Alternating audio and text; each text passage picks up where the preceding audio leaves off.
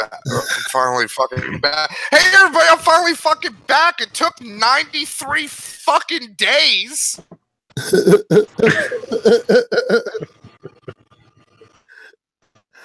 So like yeah, when YouTube says fucking you're streaming shit back after 90 days, fucking lie. It's a lie. Why did you lose your streaming privileges in the first place? Fucking a Brett Keane video. Like, it's like I've been saying, Lundy, about me getting a strike on this channel. The more things change, the more they stay the fucking same. Well, at least you're back now. Like, I'll admit, it was my fucking fault in the first place that Brett video got fucking hit. I should have fucking marked it. Like, age restricted it. The history one? Where you recount? I think it was one of the ones where I made fun of his family, which is probably why it got fucking streamed. I think it was the one where I told Brett, his kids are the cure for pedophilia. A bit harsh. Like you stick his kids in a room with a pedophile. They're like, you know what? I'm not into this child fucking shit anymore. Oh Jesus Christ! My ways. I didn't know. I'm not sure if I've ever actually seen his kids. Oh, they're like, just picture what you think in your head, and it's pretty spot on. Yeah, just imagine what Brett Keane's kids would look like, and yeah. Just picture what a fat juggalo would look like as a child. I got Brett Keane's kids. Also, I don't mean to be telling tales out of school, but one of Brett's kids has a little bit of water on the brain, if you know what I mean. Which is not a surprise. Are you just angling for another strike? No, didn't he make? Like, you know, one of the saddest, I got 3 months of anger that I've just been doing on the Discord. Fair. You know, one of the saddest things I saw when it came to like Brett Keane and his kids is I saw like a video of that he made where they were on like World of Warcraft, and he's just like, my son's about to get his first flying mount. Oh shit, we got it over and just gets a goddamn mount, and he goes, yay! This is a star-studded event. And I'm like, oh my god. Realized we were live on YouTube. I was like, nope, fuck this. Like JonTron throwing the fucking that one game in the trash. Out of here, evil. Out of here, evil. I still fucking laugh at the whole communist thing. You know what pisses me off too about my time, like off of like not being able to stream and shit? YouTube's gone to fucking shit like 8 fucking times. And you can't talk about it.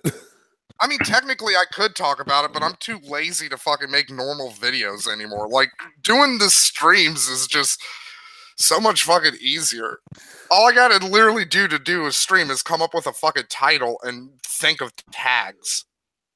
That's all the work. Oh fuck! What was the first thing that happened that you couldn't make a stream on when it happened, like in the middle of it? The 5th apocalypse. Yeah. And then the whole Elsa gate. Then Logan Paul. No, not Logan Paul. There was some stuff before that. All the JF shit. Oh yeah, the JF shit. Also, I fucking Workhorse. What's JF? Like he got fucking kicked off of YouTube, but now he's back because, you know. Wait, what the fuck is the JF shit? Oh, him. So JF, I mean, like Jesus Christ? No. JF Gary SB. He's this French Canadian fuck. He talks like this. No, I fucked it up. Mansoor does a really good JF. Yeah, and my voice Mansoor I mean, Mansoor should be able to do a good JF. He is from Quebec after all. So if he did, no offense, Mansoor, but like, if you couldn't do a good like JF impersonation, like Goat is the one who does a good JF impersonation. Because he does have, like, it literally sounds like somebody faking a French accent. Last year, JF was caught luring a 19-year-old girl with severe mental disabilities that court psychologists indicated had the mental age is this of 10 to 11-year-old. To which JF responds, "They disco laugh, you idiot." And here's the fucked up thing. He's the good guy in these scenarios.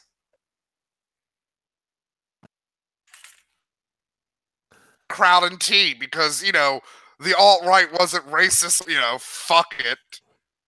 Oh, that's fine, Abby. Yeah, because... Yeah, All Hell did a video where he showed fucking JF's court documents. Yeah, it's kind of insane. Again, he's like, I did nothing wrong.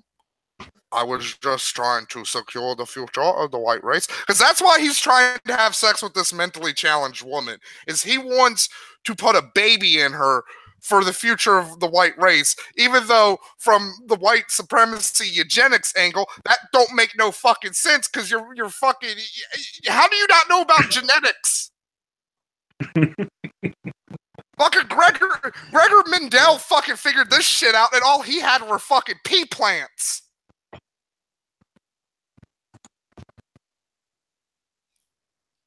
It's like, oh, let me put my seed into a severely autistic woman. That's not going to have repercussions for the child. And that's how we got Workhorse. I could talk about like how I found Workhorse 2.0. Because he's become affectionately known to the Discord, Liquid Corpse. Seriously, for anybody who doesn't know, I literally found like a moderately better version of Workhorse in every metric you can imagine. I want a video of Workhorse and Liquid Corpse to fucking fight on top of a giant mech. That's what I want right now. Biden or fucking or both. Why fucking that? Why? What the fuck? Look, I'm the kind of That's guy, bullshit. like, when the nukes go off, I'm gonna just look straight at the fucking mushroom cloud. I don't give a shit. Oh, yeah, that's right, I didn't comment on that. I commented on... what the fuck is the thing I commented on? The whole... It's I'm like Nappa. I wanted to see the gross bugs have sex with each other. I don't just standing on top of each other doing... Oh, there they go. Did freaking Workhorse delete that one tweet I responded to? I don't know. I think I said... I think Workhorse does no he's a little too lazy to self-awareness. Yeah, he's a little too lazy to delete his tweets. But it was like... Because there's one he's like... he's responding to Owen McDonald. He's like, oh, what the hell was transphobic about it? Riley says I'm a lesbian. I know, like, there's a lot of like throw up in the air with autism about like what causes it.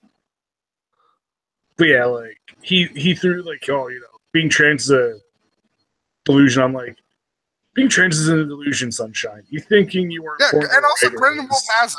Like, I'm a firm believer. Like, I might not like it, but it has to happen, and I want to see it. Speaking of. Matt's current working hypothesis on Workhorse is that he has gender dysphoria. Oh, yeah. Yeah, and I want to say this front up. I'm not making fun of people with gender dysphoria. I legitimately fucking believe this about Workhorse, because I've known about Workhorse for a long time, but I've never really watched his videos and shit. So in the past 3 months, catching up on Workhorse and his videos and shit, and he immediately struck me with Chris Chan vibes. If anybody's familiar with Christian Weston Chandler and the whole Sonic Chew saga, like Workhorse just he gives me these vibes of someone who is not comfortable in his own body. And a lot of his fucking insults he chooses makes me even think it more like my theory is the reason Workhorse hasn't transitioned, even though transitioning is more like socially accepted now, like, is because like Workhorse is a very vain fucking person, so like he doesn't want to be a bald lady Because that's one of his big insults for feminists is like that they have Sinead O'Connor haircuts, aka they have shaven heads, even though that's not the standard fucking insult from anti-SJWs.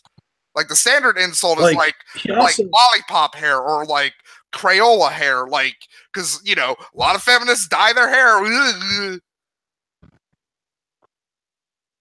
And the whole like him not liking his own body, he always attacks people who are okay with their body, like the bigger women who are like okay with how they look, and he's like, "Oh, you're fat for this." It's like, dude, you're not supposed to be okay with how you look, you fat piece of shit. Like, yeah, that's basically how he acts.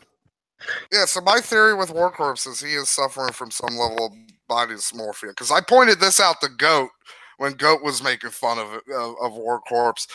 Goat was going after his weight, and I was like, no, and take it from an insult master here. People like Workhorse, short people, short guys, short angry guys, make fun of their height. You can Workhorse can theoretically do something about his weight, and Workhorse can wear a hat or something to cover up his baldness. He can't fucking do shit to fucking make himself look taller. Like, everybody knows Workhorse is fucking, like, as big as a dust mite. He actually is a manlet.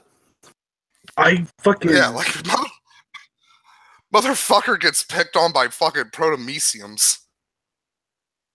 Who the fuck are you picking a fight with? One, I just saw the chat. Mudsor, just being silly with him. Hey, Phoenix. I was like, what the fuck? Also, hey, Adam. And Grin and Wolf. I acknowledged Grin and Wolf, but I didn't say hey. Yeah, so, but that's the thing. Grin and Wolf, he can't wear heels because then that would be accepting his gender dysphoria for what it is. He'd be like, that would be step one. He'd be like, oh God, I like wearing heels. Oh God, I like purses. Oh God. Like, also reading a lot of his literature works. That also kind of doubled down my fucking impression that Workhorse has some form of body dysmorphia. That's some learning, some severe shit. And the other reason Workhorse kept giving me Chris Chan vibes is because, like Chris Chan, the more I found out about Workhorse, honestly, I should feel bad for Workhorse, but I don't. It's like the inverse of fucking empathy. Like, the more bad things I find out about Workhorse, the more unlikable he becomes. Yeah. So it's sort of like the inverse of Boogie. Yeah, like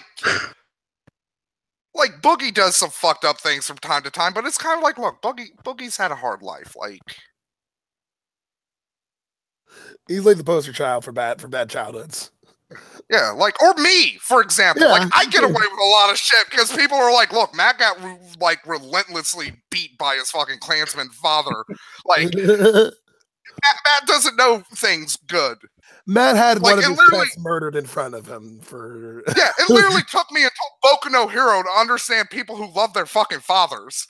Like, it literally took a cartoon character, All Might, for me to go, like, I understand father figures now. I get this shit. Speaking of which, yeah. Matt, I want to recommend to you another show called Into. I believe it's called Into March Like a Lion. Is that the one with the girl, like the little, like it kind of looks like Made in Abyss, but it's like about the little girls in the war? No, it's a little bit more of like a slice of life sort of thing, but it deals with like some like super real issues like bullying and shit. Oh wait, I remember. Yeah, now I know. But yeah, I think I saw Gag talking about it in his best of list. The father of that show, he gives All Might a run for his money on like badass dads. Is it the one where it's like he has like the little girl? There's like the older guy, like not older guy, but like, and he goes to like a restaurant or whatever, and he sees one of the students. Is that that? Is that something? Lightning. So or something. I'm pretty sure. Yeah. See that, but I'm like, eh. Yeah, I pretty much mod everybody Phoenix. Like, if you show up to more than like 3 Sundays with Napalm or 3 unnamed Friday shows, it's like you get mods. I don't fucking care. I can trust you guys. Shit. I have to see if there's new volume, new chapter here. Plus, I think the unrelenting amount of mods I have in my chats like keeps the rabble out. Like, they're like, shit, fuck, I can't say the N-word like at all because there's like 20 mods. Well, like, and then it becomes a game of who can ban them first. Speaking of the N-word, if you're not in the Discord, we had to make an N-word countdown clock. Yeah, that at one point it reached. At one point, it reached negative 11 days. Because basically, we take off a day every single time it's said in the Discord, either in text or in voice. And the person in charge of it is Damon Combe, and we basically just at him whenever it's said, like, "Hey, another day." Yeah, like Jim Shin points out, he doesn't want to. He doesn't want to be the N-word counter guy, but, you know. Yeah, Jemshin, I know you guys' perspective on Workhorse being like a person that is just like irredeemable because of how much of a bigoted fuck he is. But, and I agree with that. I do believe that he's just a bigoted fuckhead. But at the same time, I think he has He should know better. I think he has a lot of potential to be a fantastic writer, not in the sense that he can actually write gripping stories. Hold on, Matt. Not in the sense that he can actually write gripping stories, but I think he could make The Next Room. Oh, yeah. That's what I was like. Like, if I ever won the lottery, I'm going to give Workhorse money to make a film. Just whatever he wants, so long as it doesn't involve rape and pedophilia. Those are the only two things. Or like you can't cannibal Holocaust and shit. You can't kill a fucking animal for your dumb film Workhorse. Them's the rules. You can't fuck a kid. You can't rape someone. You can't kill an animal. And by extension, you can't kill a person because people are animals. So there. Them's your 3 rules, Workhorse. Now make make just the worst fucking movie ever, please. Monsieur, I would also be like, he has to hire Nick Bravo as not necessarily the main role, but he's got to be in one of the secondary characters. Nick Bravo has to be either a secondary or tertiary character. That would be fantastic. It might be too soon for you, Monsieur, in order to tell whether or not Workhorse is redeemable in any way. But I've been dealing with that guy for years and years now, like since 2012, 2013, something like that. He has not changed in the slightest, and I've basically gotten his psychology down. They think he's gotten worse. I'm gonna say in a video. From what I've heard. This is a guy who basically made a video saying, "Hey, Hawaii, go fuck yourselves," and then Hawaii found it. And then if Hawaii found it and then like put it in their news, or like some guy in America in the States is like, "Hey, Hawaii, go fuck yourselves." So you got a bunch of people being like, "Hey, we're not bad people." Then he basically made a fucking video being like, "My bad, Hawaii."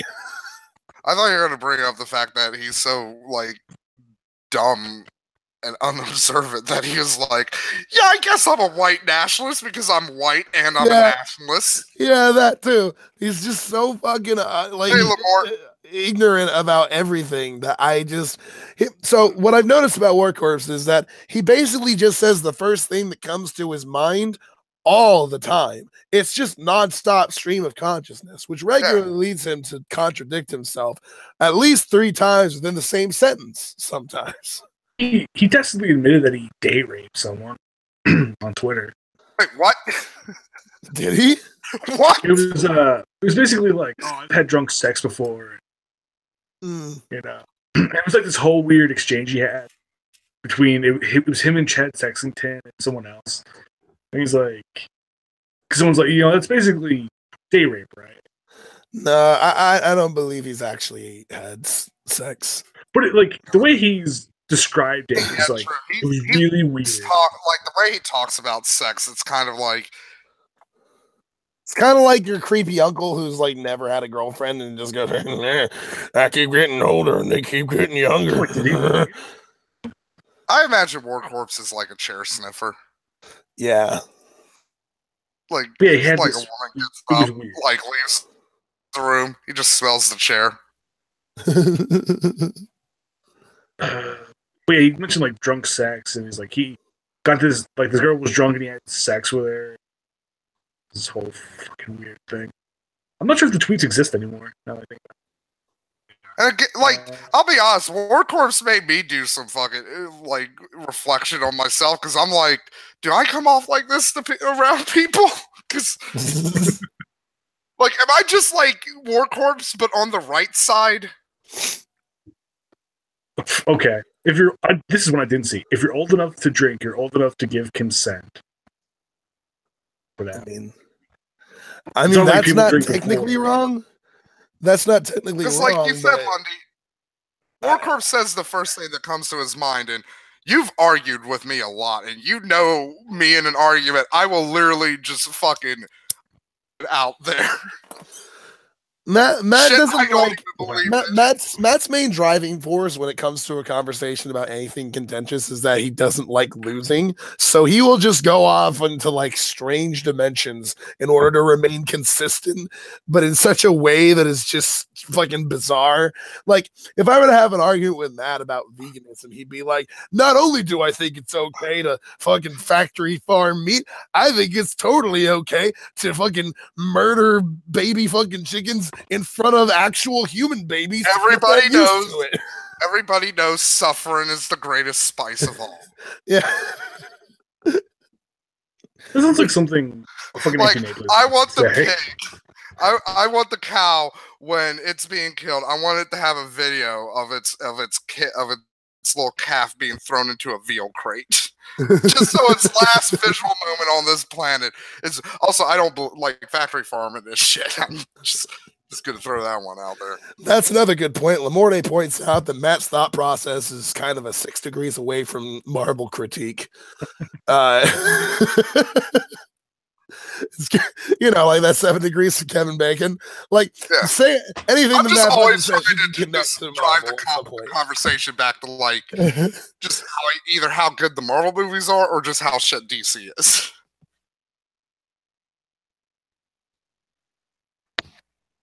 It's like, you know who wouldn't? No offense to Matt, but if he can become introspective and confront his own pot-diluted thoughts and conspiracies, anyone can. I mean, yeah, like that's why I don't like. That's honestly why I don't have like empathy for people like Brett Keane and Workhorse. Because fuck it, I'm like, I could do better. Like, why can't you? By all rights, Matt should be this like super racist. I really should. Fucking like hateful, not just towards like bad people, but like everybody, just distrusting.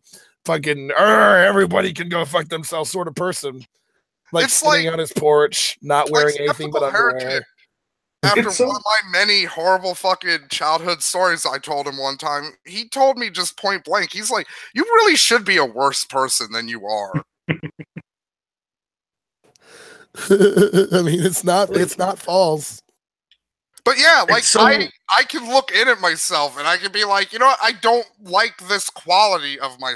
It's why I fucking broke off with fucking Kalins because I didn't like fucking how vindictive and fucking petty I was becoming.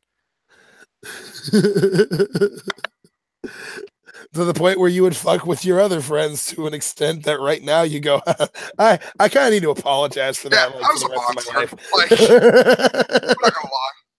I mean, Lundy, I've talked about you like a lot. I've been like, I literally don't understand why Lundy still likes me. I convinced everyone for 9 months he was dead. Not just dead, but murdered.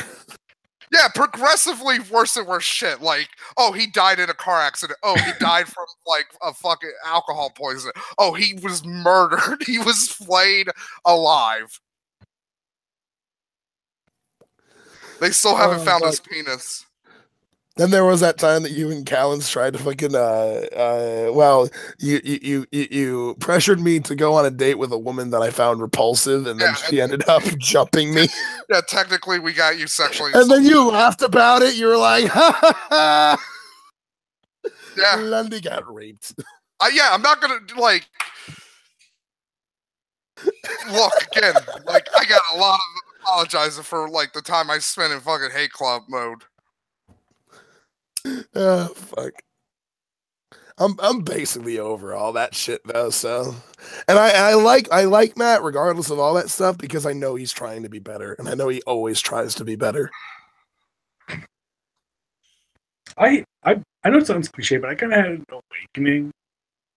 Like I think it was a year ago or something. I was reading Michael Eric Dyson's book, one of the most recent one he put out. I was like, wow! Like it all started to click in my brain. I'm like, wow, the world is really fucking shittier than I thought it was. Fuck. It's like, yeah, it's like ultimately that's why I you know the shit with me and Amendum was always going to be an inevitability because I refuse to give in to the fucking shittiness of the world. I'm like, fuck it, like you just gotta laugh at it. It's absurd. Like as much as I love Sartre, like my real fucking like philosophical hero is fucking Camus. Yeah. Like absurdism is like yeah. That is my shit. That is my cake and butter. For me, my sort of like quote unquote awakenings, as it were, usually come from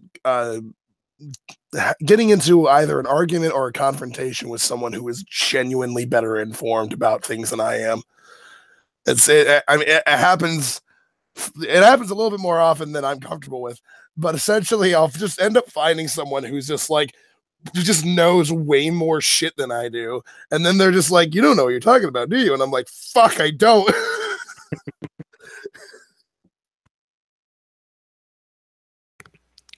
Yeah, and I'm not against like learning new things, like with my not liking to lose an argument. My not liking to lose arguments come from more dumb shit, like fucking what ethnicity Hercule is in Dragon Ball.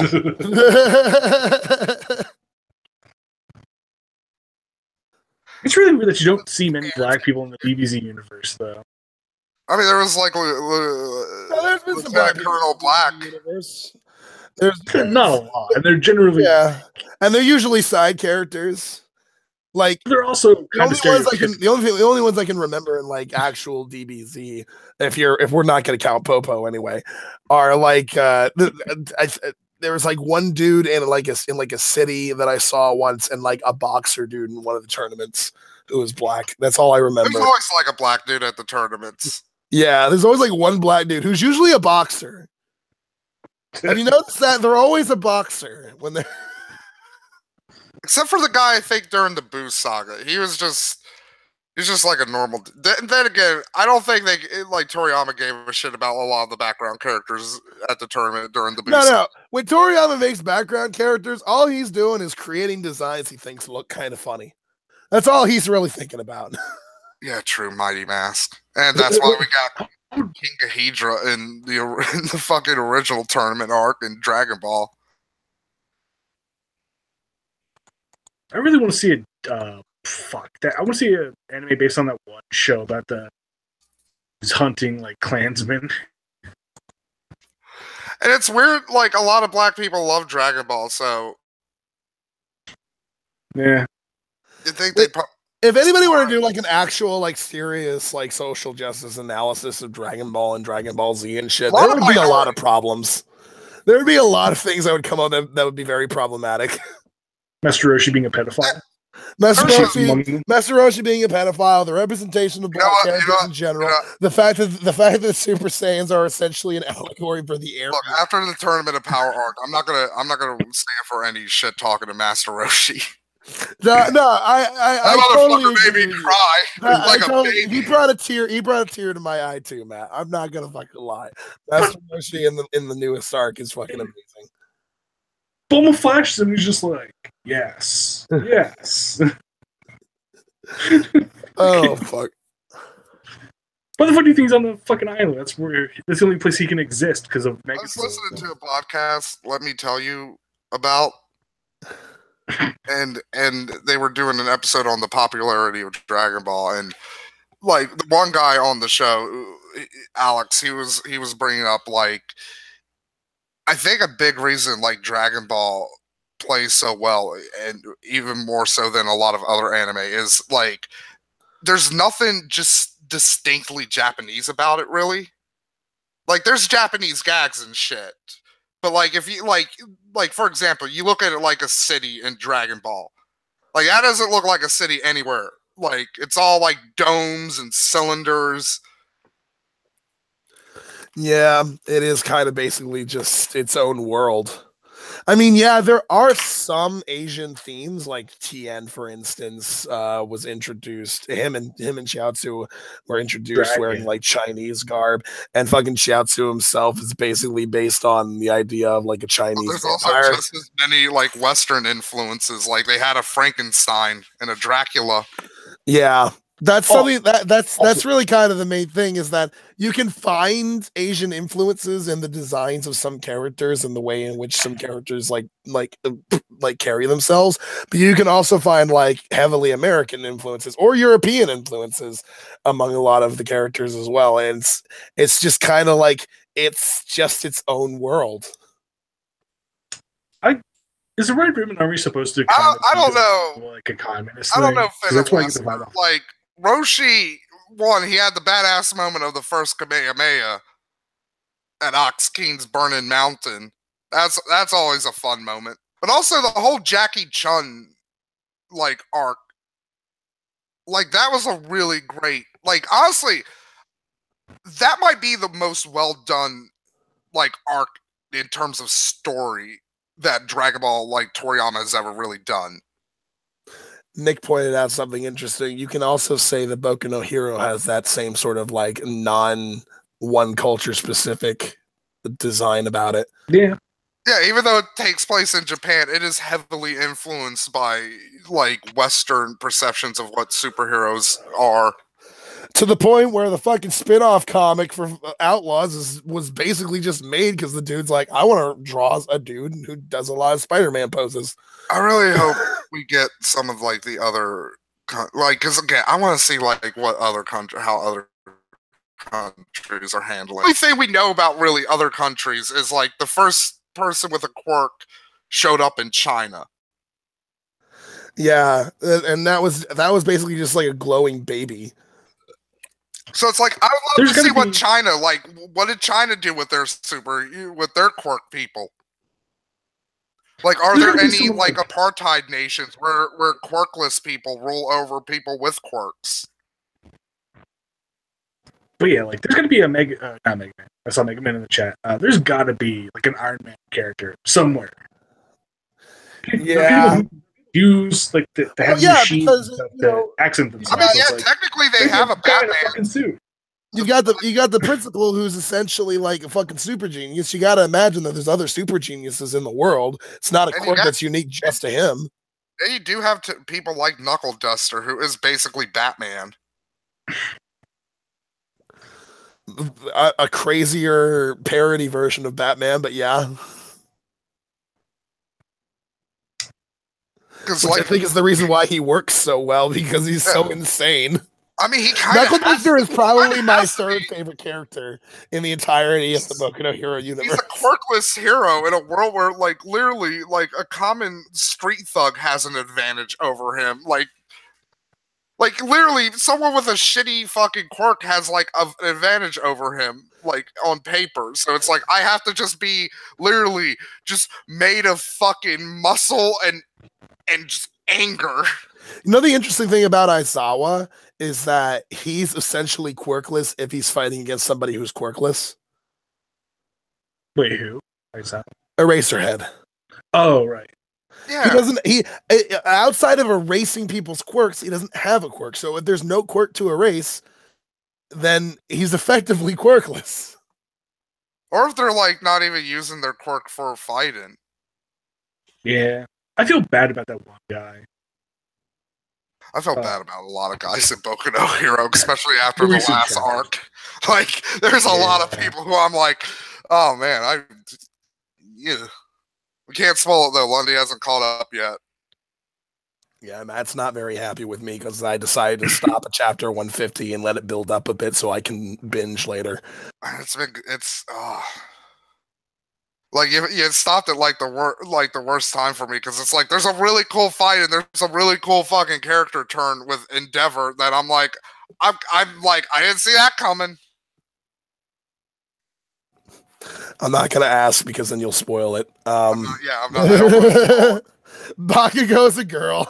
Also, they're setting up like a Bakugo Todoroki confrontation happening soon. Well, that's kind of a long time coming, though, because he was never really satisfied with their fight in the first place. Yeah, so it's like, I can't wait to see both of them go all out. You know what, we can talk about, like, Season 2. Like, how fucking great. Like, I love now that people are on Team Bakugo. Matt, you just like people are like on your side about anything. Look, I was on Team Bakugo after the tournament and his fight with Uraka, because I was like, I kind of get Bakugo now. Yeah. I mean, I kind of like was sympathetic to him after like was it the end of season 1 or something along those lines, because I can't remember exactly when it was. It was when All Might was basically like, I'm focusing too much on Deku. I need to spread out my teacherness. And so he tried to go help Bakugo. And Bakugo basically told him to go fuck himself and that he'll do things on his own and shit like that. And because the mentality that he was essentially displaying at that time was, I'm not gonna get better if I'm using you as a crutch, and I need to get better. So. And I kind of like that, and I started to get kind of into his character a bit.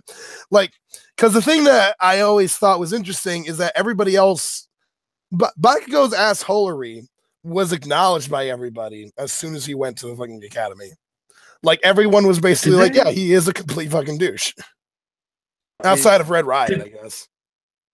In season 2, his lover fight with that's who I should. That's like, I don't Midoriya ship a lot. I'm not a shipper. That was season 2, like, I believe. God damn, do I want Red Riot and fucking Bakugo to hook up? That would make me so fucking happy. Yeah, I kind of turned on Bakugo after that confrontation that they had with All Might, where he like All Might was pushing him. Their like relationship dynamic, like Bakugo's the top, Red Riot's the bottom. Like.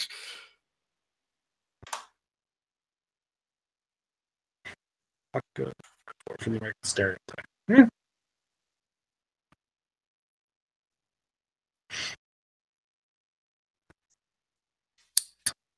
I still fucking hate Mineta.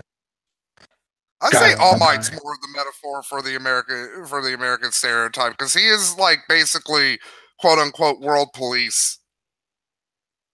And like there is no legitimate plan for like what happens when All Might isn't gonna be world police anymore.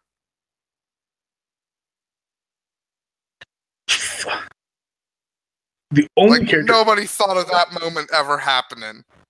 Nah. Yaoi no hero. Oh, I'm pretty sure there's a doujinshi out there. Look, I don't want it to get all yaoi. I'm just like, look, like Bakugo and Red Riot would just be a delight as a romantic relationship. There are a lot of yaoi doujinshis out there. I think there's more yaoi than anything else when it comes to honestly, except for maybe Suyu porn. There's a lot of Suyu porn. Yeah, she does have a very long tongue, and she's thick as fuck. So you should know. I kept posting in the Discord.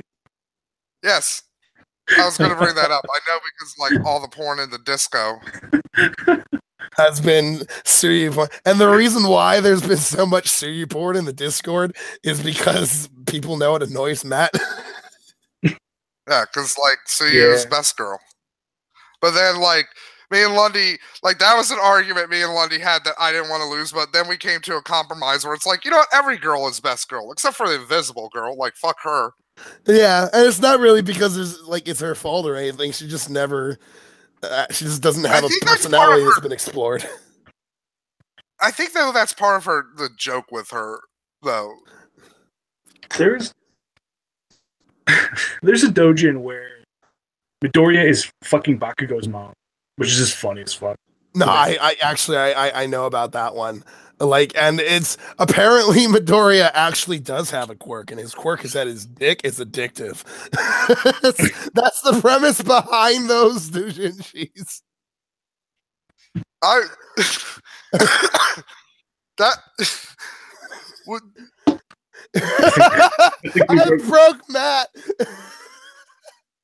He's just like, I'm trying to that, what? Yeah, I got nothing. I'm just gonna take another hit. I seriously want to see Mineta get fucking killed in the manga or in the goddamn anime. It's sadly never gonna happen. You know, no, the most important person likes him, the writer. Yeah. Like I wanted to see when I kind of get why the writer likes him. I wanted to fucking Mineta is probably a fun character to write.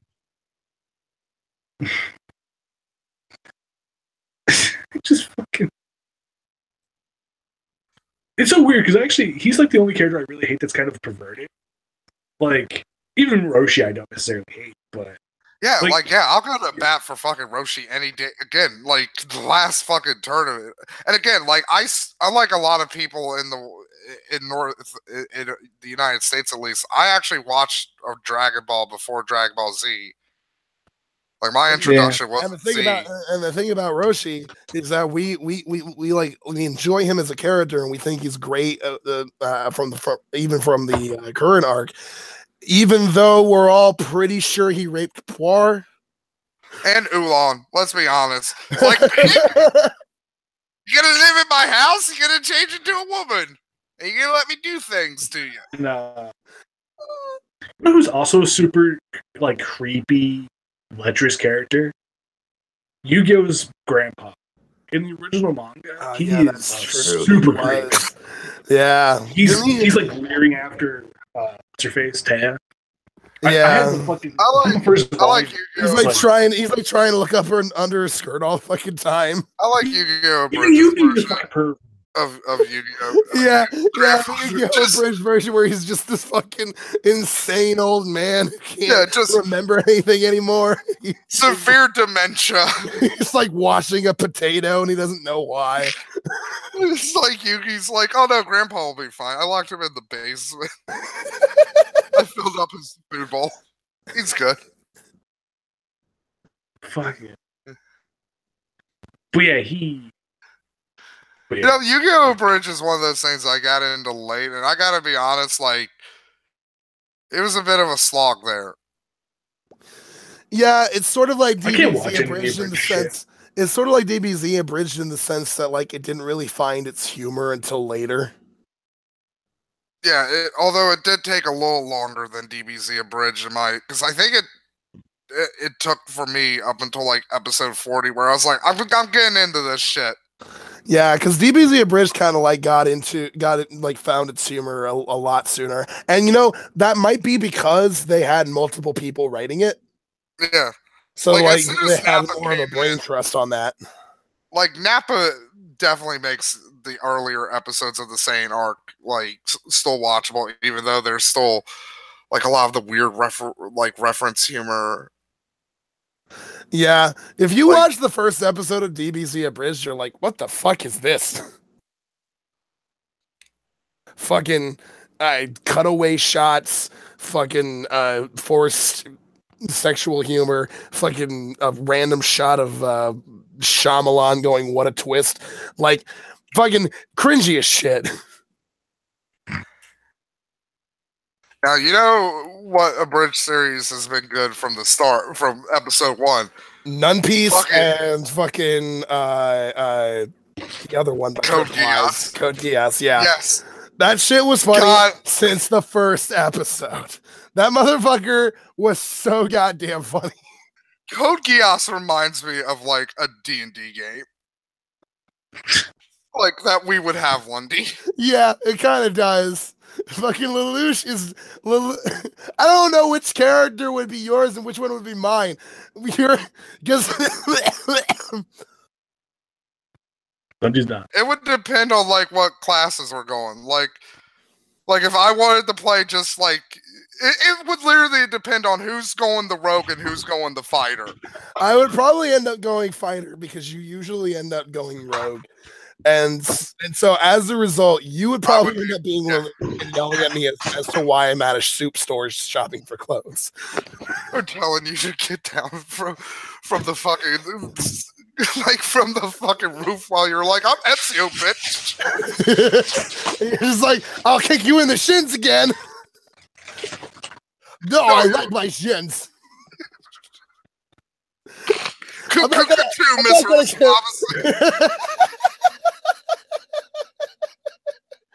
Koki As Abridged is one of the fucking greatest abridged series I've ever fucking seen. And that's including all the other great abridged series out there. Yeah, like there's a lot so fucking great. Like JoJo's Abridged is pretty good. Fist of the North Star Abridged is pretty good.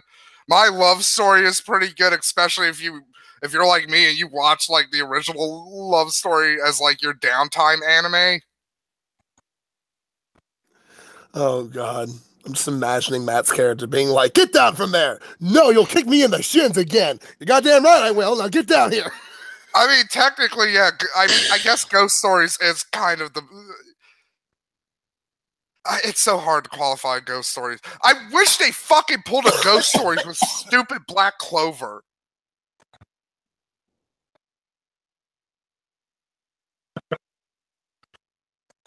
What? Black Clover with decent voice acting? It's just boring. There's nothing to it. I hate saying it. I'd rather listen to the fucking Japanese to the sub version with fucking Asta fucking screaming, because that's at least something fucking I can latch onto and hate. I guess the US release of Ghost Stories does count as an abridged series, because what is an abridged series? It's a series that takes the original anime and then makes something hilarious out of it. That's really what the point is. Yes, and streamlines the story. I'll be right back. So yeah, like I guess Ghost Stories Justin is going insane, and I don't know why. Because I mentioned Asta from Black Clover. Oh. Oh yeah, Lundy, speaking of that, like, so I don't know if you saw the stuff with Skull. Skull's worried because I've been rewatching Evangelion, and I'm kind of appreciating it a bit more. No, okay. The thing is, I do agree that there are things to appreciate in Evangelion. It's not like a 100% pile of shit. It's not. It's just that it's not a masterpiece that many people say it is, and there's a lot of problems with it. Like, I just wish that people would appreciate it for what it is and not just project this a beautiful mess. Yeah. It's there are some things in it that are directed very well. Asuka's Last Stand is one of the greatest. Yes, that's what's made me like that's what the thing I was appreciating more now is like I'm like I really like Asuka's fucking like story arc here in this series. Like it's probably the most well done thing in Evangelion, like story wise, is her whole character trajectory to its ultimate sad conclusion.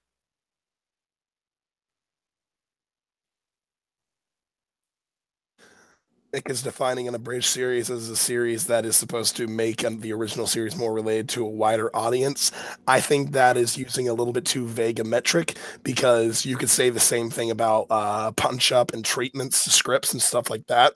So I would say that there's particular methods involved in abridging a series. Also, too, a lot of dubs try to make like things more appealing to a wider. That's why like a lot of dubs in like the late 90s, early 2000s were like, nah, American kids aren't gonna know what like a fucking what a rice cake is.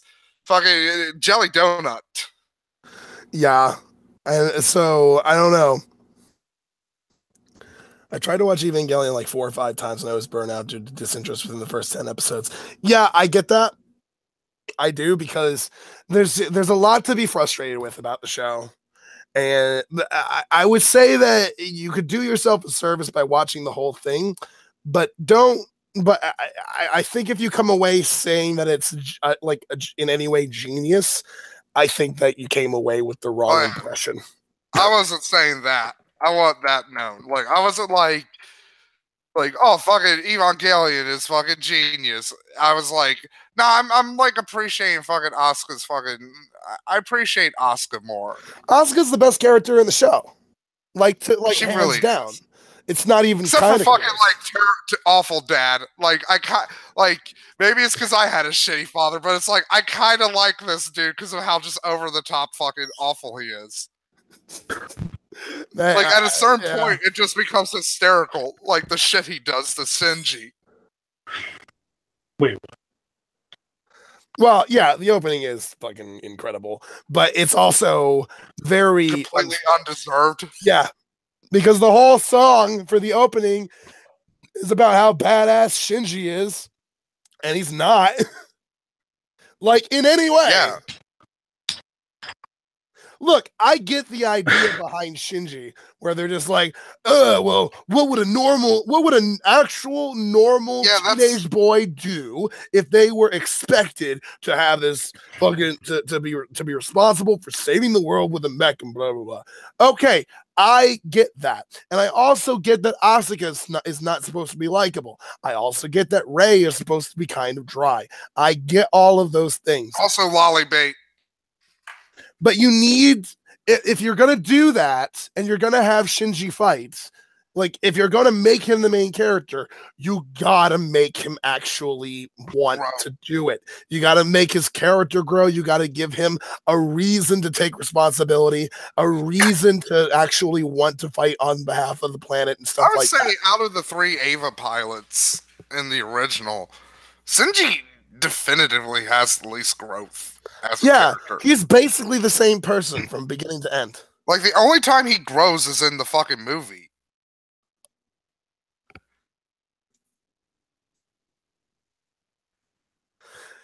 And sure, Asuka ended up getting fucking like killed, but when you really look at Asuka's last stand when she's fighting against like the bajillion angels, it's kind of an interesting way to shoot the scene, because what it ended up essentially being was an elongated funeral march.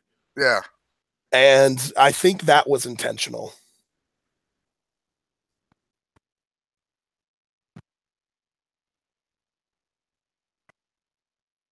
Yeah, like fucking song stuck in my head.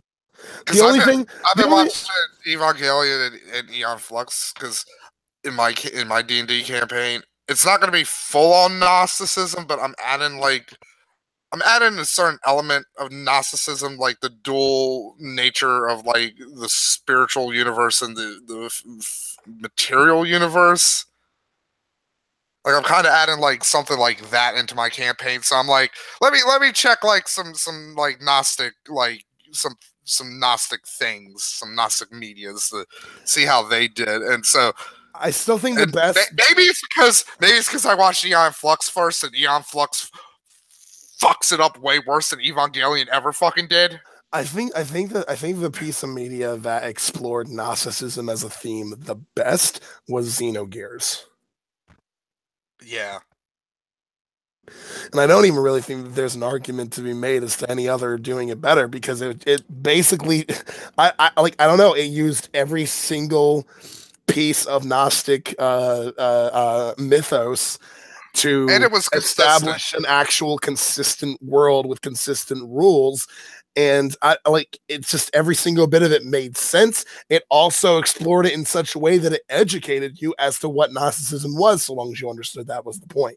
Because that's the big problem with Aeon Flux is like, it's like Bennett pointed out in his review of it. Like, you can't tell, like, is this pro demiurge or is it anti demiurge? Like, that's kind of a big fucking deal with Gnosticism.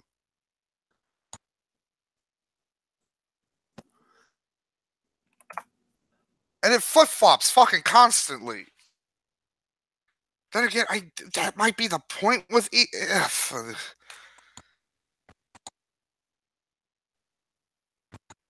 I mean, I'll admit I still got like a bit of a soft spot for Aeon Flux because I watched it in the '90s, and it's one of those things where it's like you should have watched this, but I watched it anyways. I just remember Aeon Flux being surreal as fuck. And Aeon Flux does have some cool imagery. Like I'm not gonna like. Then again, like I forget the name of the guy who does like Aeon Flux and Reign the Conqueror. I forget his name, but like the thing I kind of hate about him, like even though I love his art style and shit, he just ripped it off from fucking Mobius, like from Heavy Metal. Like you look at anything fucking Mobius did, it's basically what fucking the dude who does Aeon Flux and Reign the Conqueror, and I think he also did the Highlander anime. The guy who did it was No, Peter the people. Chung. Yeah, Peter Chung. Like, no, the people who did the Highlander anime were the people who did the Ninja Scroll anime. By the way, if you've never seen the Highlander anime, I highly recommend it to everybody. It is legitimately the best fucking thing in the Highlander franchise. Giant mutant fucking immortal with a chainsaw sword and Nazi spider robot mechs. That's all you need to know.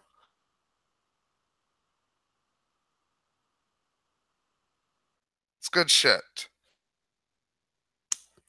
I do think that it's fairly clear as far as like Aeon Flux is concerned what side is supposed to be portrayed as like the good side, at least in the way that it presents itself, because you have the sometimes well, because in some of the episodes the Monicans are just fucking flat out terrorists and the Brynians are kind of like, it's like, why are you doing this? Like Trevor was actually helping people this time. Yeah, I guess the idea is that whenever they do help people, it's always for a more sinister purpose. Or at least that's the assumption made.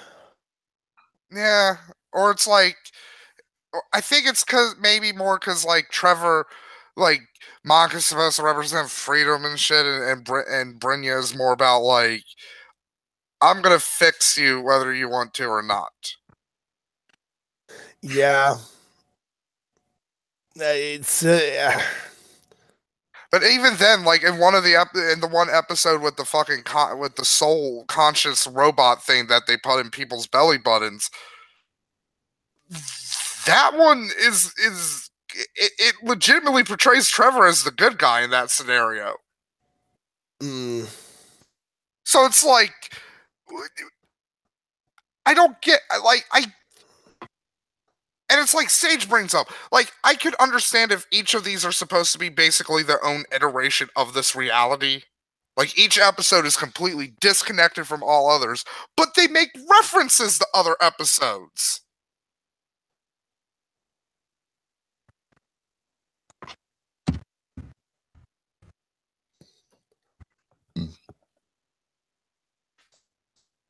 Like Aeon Flux is like, honestly, it's Peter Chung's worst thing.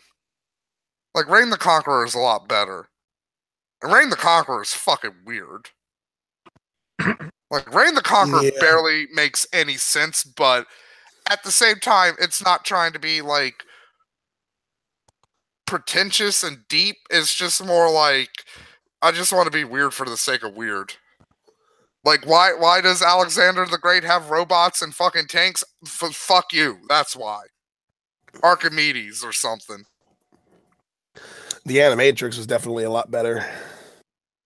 Though you could definitely tell that he basically tried to make the Animatrix like its own Aeon Flux. Yeah. I like the running short. Yeah.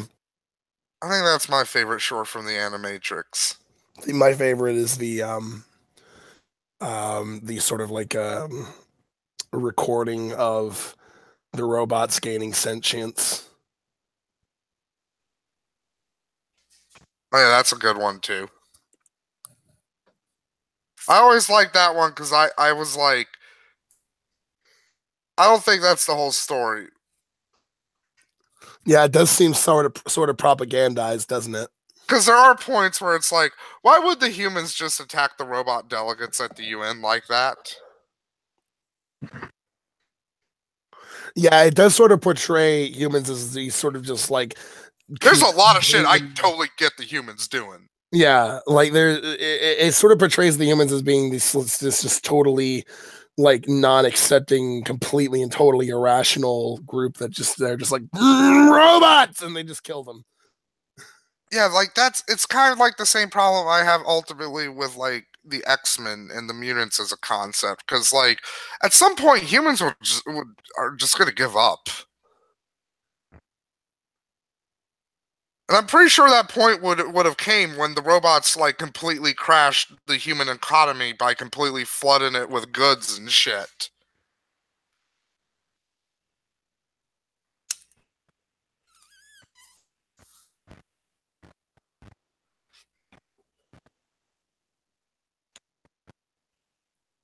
Because I mean, like, people would probably be pissed about it. Like, look at like how pissed people are about like the trade deficit with China and shit. But it's like we're not gonna do anything like overt war with fucking China. Because honestly, it's just easier to take the fucking take all the fucking imports and shit. Yeah. And again, when you're thinking of Peter Chung, you gotta remember that like his sort of like philosophy of art is that there's supposed to be ambiguity in it. So Yeah, I think though, I think Rain did that better. Yeah. Because to this day, I'm still not 100% sure on who the fuck we were supposed to be rooting for in that series. I'm like, everybody's kind of shit, but also everybody's kind of morally right. And I guess the point there is to try and create this sort of like moral gray area to explore, but like I think the only flat out like kind of evil person in Reign the Conqueror was Alexander's mother, like the snake lady. Mm-hmm. Because like she just basically wanted fucking just fuck everybody. Like there's sort of like a delicate balance here to art and making media like that between trying to paint both sides as having points and trying to paint the morality of any given situation as grayer than we thought it was, because if you go too far in one direction, you start to. No, we're talking about Reign the Conqueror. It was an anime by Peter Chung. Well, we're talking about Peter Chung in general and his work and like Aeon Flux and Reign. It's probably his second most and the Animatrix known thing. Well, third most known thing, because yeah, Animatrix is probably like second. Yeah. I don't know. Well, Reign the Conqueror did have that really weirdly long run on Adult Swim. Yeah, I guess in the early days of them doing anime. I don't know. Would you say Aeon Flux is more known than Animatrix? No, I wouldn't say it's more known than Animatrix. I don't know. Like, a lot of people like remember Aeon Flux because a lot of people remember a lot of those MTV animations. Like, it shocks me. Yeah, like a lot of people when I talk about Brother Grunt. People remember Aeon Flux, but I don't actually remember what it was about for the most part. I mean, I just watched it and I don't know what it's about. Well, it was just that show with that woman who was wearing almost nothing. Like, that's all I remember. Yeah, and it had all the weird, sexy stuff in it. Yeah. That made me uncomfortable as a kid because I was like, what are these feelings? This was before you discovered Cowboy Bebop and the man with the tits. And yes. You became like confused. Yeah, that was the one that really kind of like informed me. Where it's like, you know what? I'm not turned off. I'm intrigued. Isn't the character in Cowboy Bebop actually? Doesn't that character have the same name as Julia? Like, I think so. I think so. Isn't that how Spike finds them? Is like, oh fuck, I'm looking for Julia. I mean, maybe Animatrix is more well known than Aeon Flux.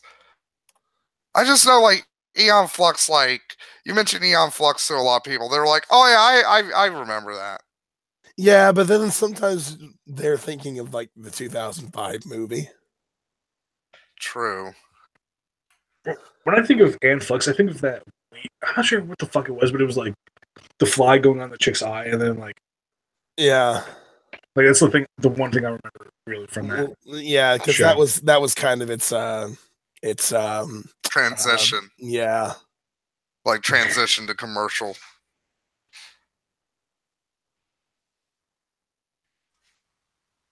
Yeah, like, it's a weird show. I mean, to be fair, it's one of those things where it's like I can't really not recommend it to people because it's like it's only 6 episodes. Yeah, I mean it's worth checking out, really. Like, motherfuckers will binge like awful Netflix series and like for 13 episodes. Like, you watch 6 episodes of Aeon Flux. Like you might as well. Technically, it's not like it's a huge investment. I mean, not 6 hours, 6 episodes. Technically, it's probably a little longer than 6 episodes. It's probably a little longer than 3 hours because, like, of all the shorts. Which, honestly, the shorts are better. That's kind of the problem with Aeon Flux. It had the same problem that Metalocalypse had. Like, it worked better in a shorter format, but 30 minutes, it kind of loses some of the steam. There's apparently a Junji Ito anime collection thing that's coming out. Oh, yeah. Started coming out. Hey, let's wait. Let's look at some really weird, fucked up Japanese. Monsters asking. Actually, I've seen parts of Paprika. It's a weird movie because it deals with like dreams, I think.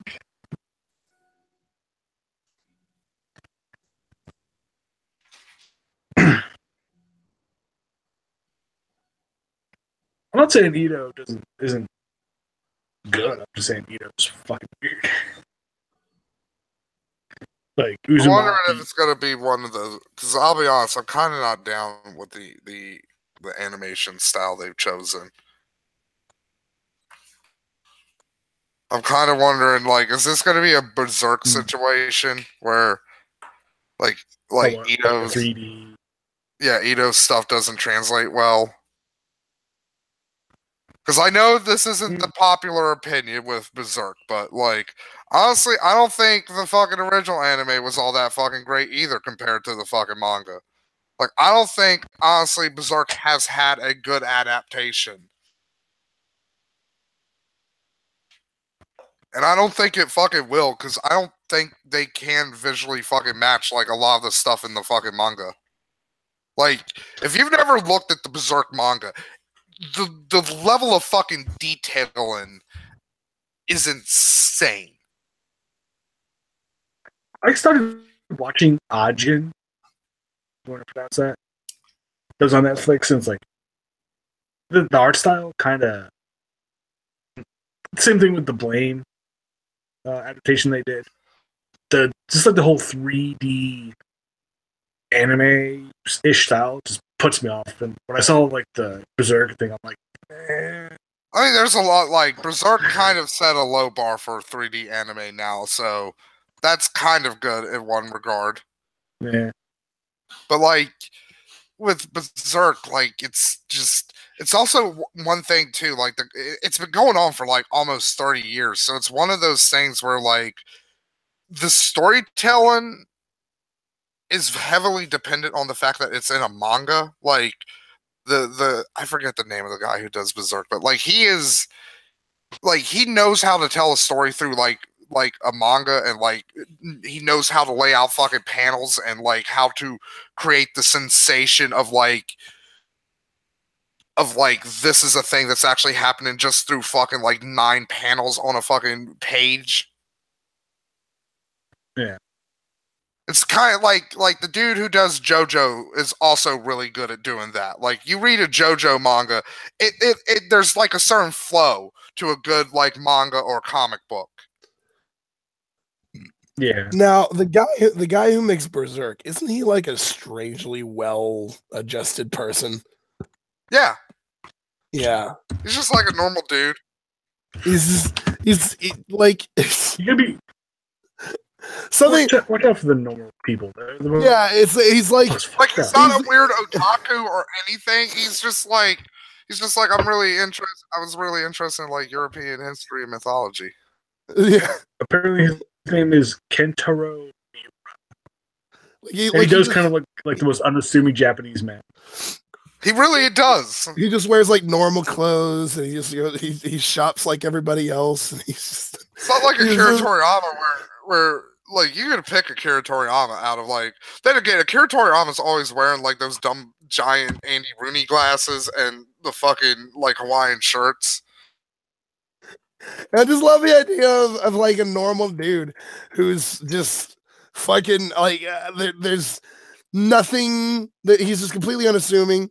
There's nothing that you could look at and pick him out from a crowd, and then he just goes home and writes Berserk, where it's the main character had a woman that he was kind of interested in who ended up getting raped to death by his best friend because he wanted to become a demon lord, and like it's just like I don't know how to do that. I don't know how to like process that in my mind. It's kind of like when an Asian person walks up to you and you figure, okay, they're either going to speak normal English, they might have an accent of some sort that's somewhat Asian, and then all of a sudden they have like a British accent. They're like, "Hello, governor." It's like, fuck, I can't handle it.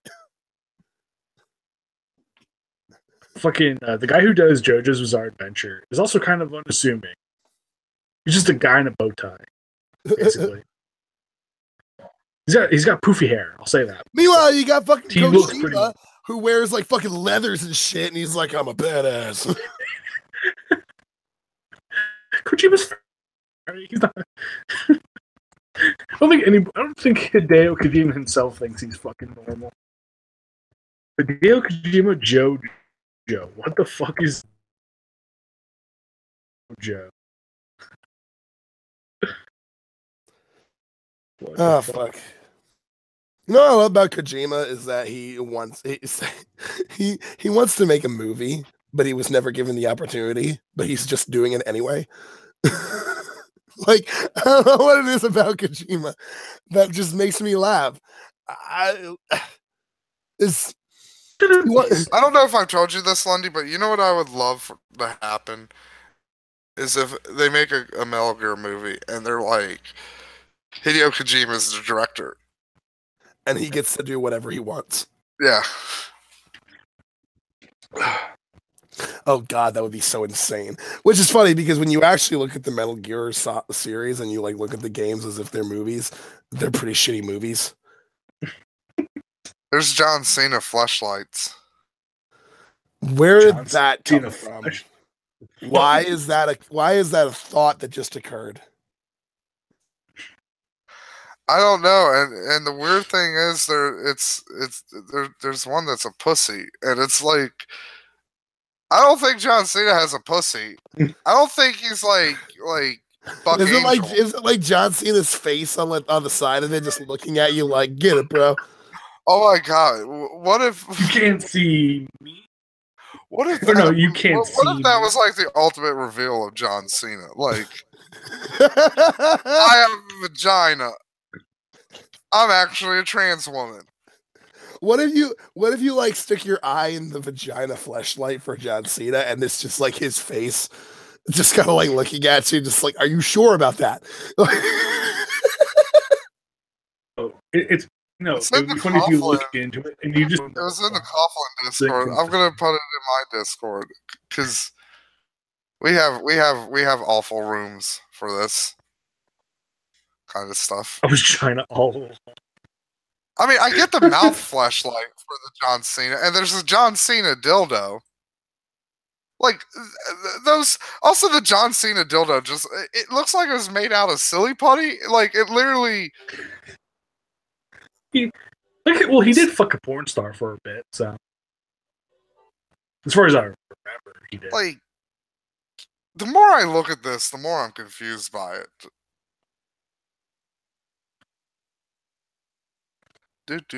We have like so many like channels.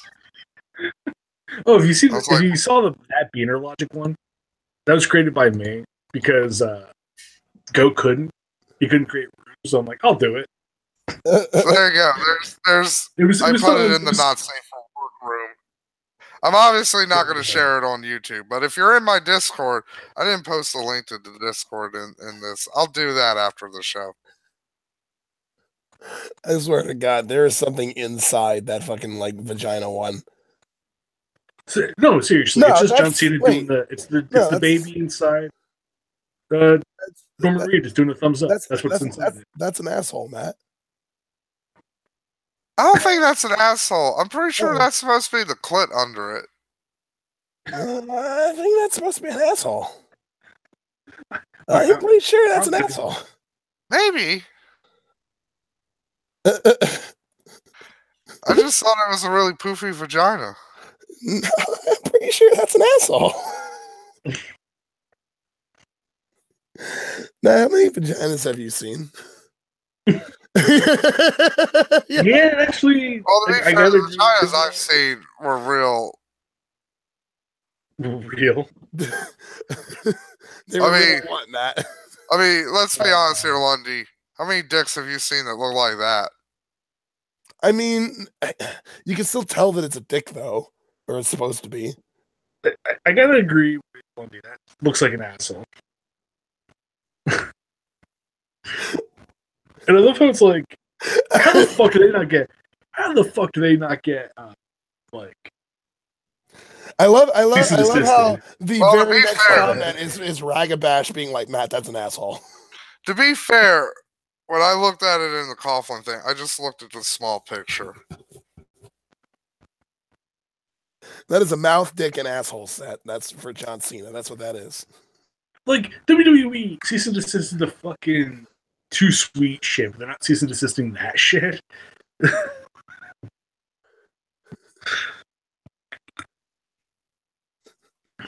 Oh God! Now I'm imagining somebody like making a doll of some sort and just putting all the John Cena fucking like flesh. I thought you were gonna say I'm imagining somebody who ordered this and they send it back and they're like, I thought this was a vagina. I wanted to fuck John Cena's boy pussy. I wanted the Futanari John Cena kit. What the fuck? Do you think there's Futanari artwork of John Cena? I'm tempted to look at it, but I don't want to.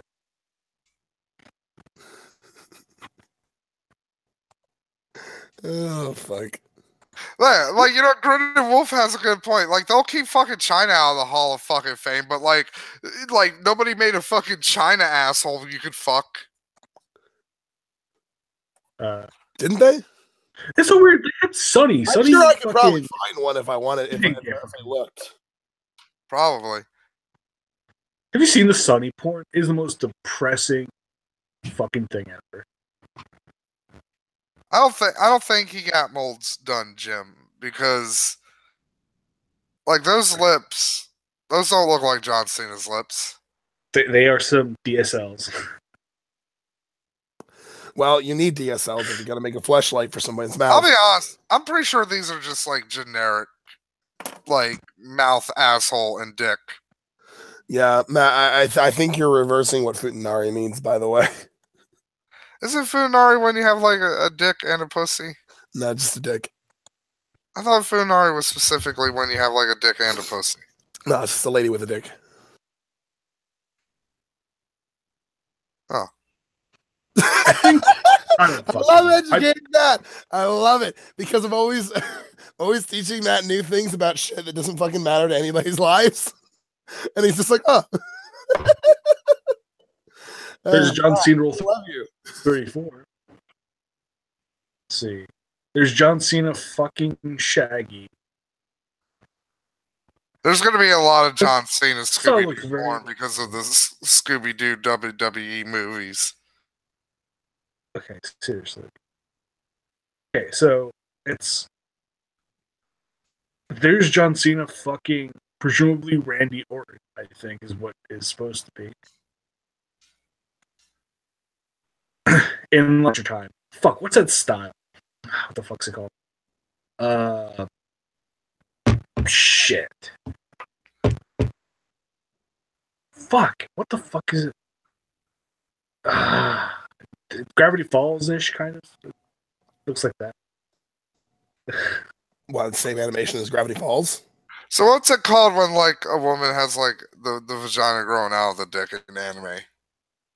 A vagina growing out of the dick? Yeah, like look, we've all seen it. Like if you've seen enough anime, you've seen like a woman growing a dick out of either her fucking vagina or nipples. Well, I know dick nipples are. Yeah, everybody knows dick nipples. That's I don't think there's a particular term for that, but when they grow a dick, it's usually replacing the vagina, and then that's referred to as futanari. No, like there's sometimes like Black Butler, not Black Butler, fucking Black Bible, like Bible Black, like those chicks still had their vaginas and they had dicks. Well, some of these photoshops are. I guess those are also technically futanari, but the vaginas aren't necessary for the futanari to be what it is. It's just sort of a tacked on extra. Here's a Photoshop of JBL with tits, with John Cena's arms wrapped in the ropes, for whatever fucking reason. Don't know why. There's. Where are you posting these? I'm not posting anything. I'm not posting it. I'm just like. Okay, you're just explaining what you're saying. Are you upset by that, Lundy? Are you like, yes, I want to see it? I want to see crazy shit. That's kind of the point of those fucking rooms. Well, it's just because I don't have my computer's shit, so I can't have Discord up while I'm doing like a hangout. Oh yeah, we should, Lundy. We should talk about your new favorite thing on YouTube. What new favorite thing? Ugandan Knuckles. Oh yeah. What All right. Fuck is so, I don't know if you guys fucking know about this fucking meme that's been going around. All right, so I did some research on this, by the way. So Ugandan Knuckles, the echidna from Sonic, has been a thing since I think 2013. But it hasn't really like reached super meme status until recently.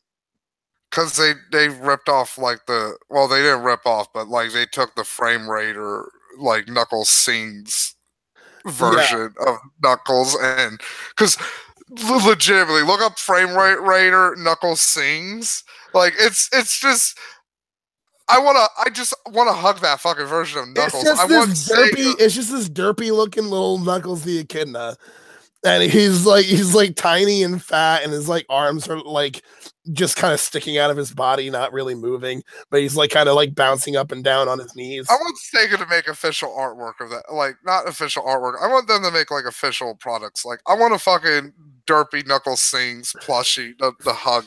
All right, so the thing about that is that there was a guy who reviewed a Sonic game back in like 2013, and he used that animation. But then he would like add a Ugandan like fucking accent to it, where he's like, "Whoa, you do not know the way," and something like that. So you do not know the way. Where are you going? Where are you going?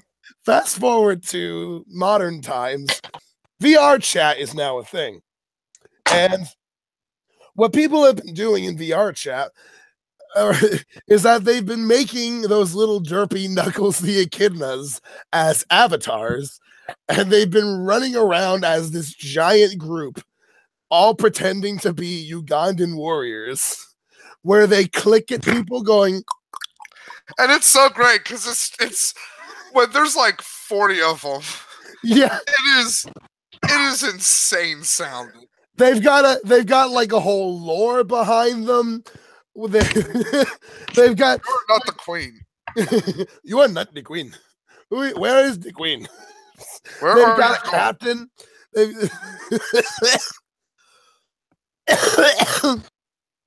They've got a captain who can grow into like a super size Knuckles the Echidna Derplook.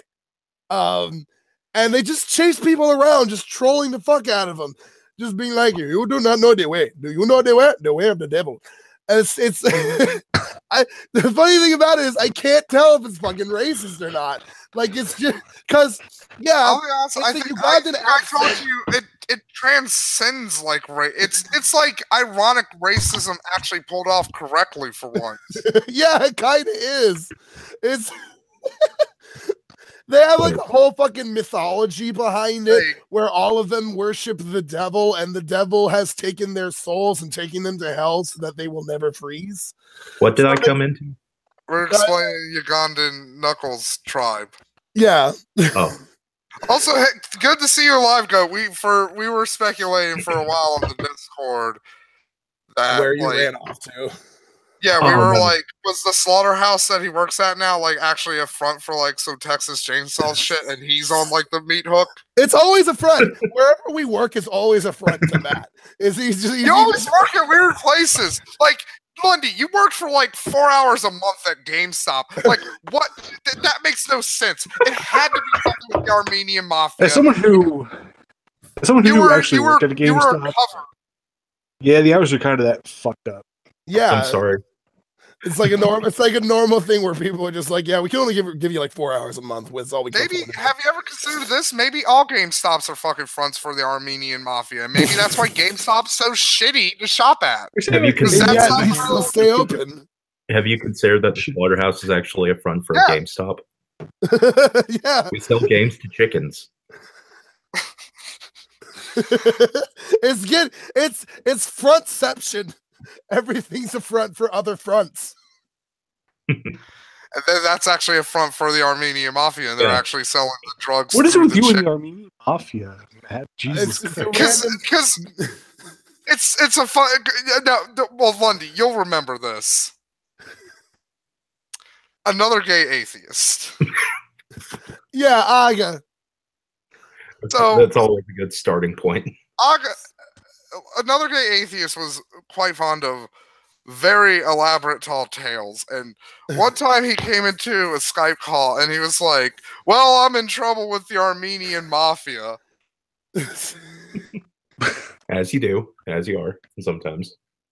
And then he gives this like weirdly elaborate story about like his best friend who's like the daughter of the head of the Armenian Mafia, and like something.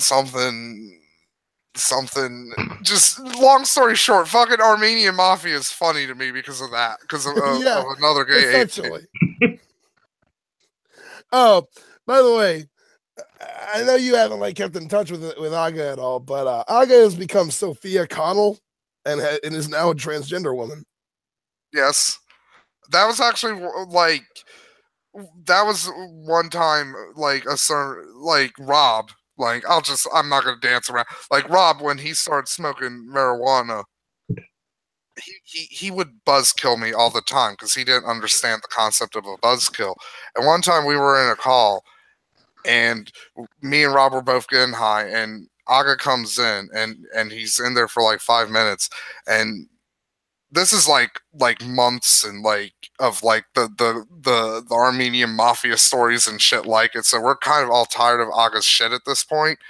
And Aga comes in, he's like, well, she's like, I think I want to be a woman, and just like simultaneously, me and Rob just immediately put our bowls down and and Rob literally messaged me. He's like, I understand what a buzzkill is now.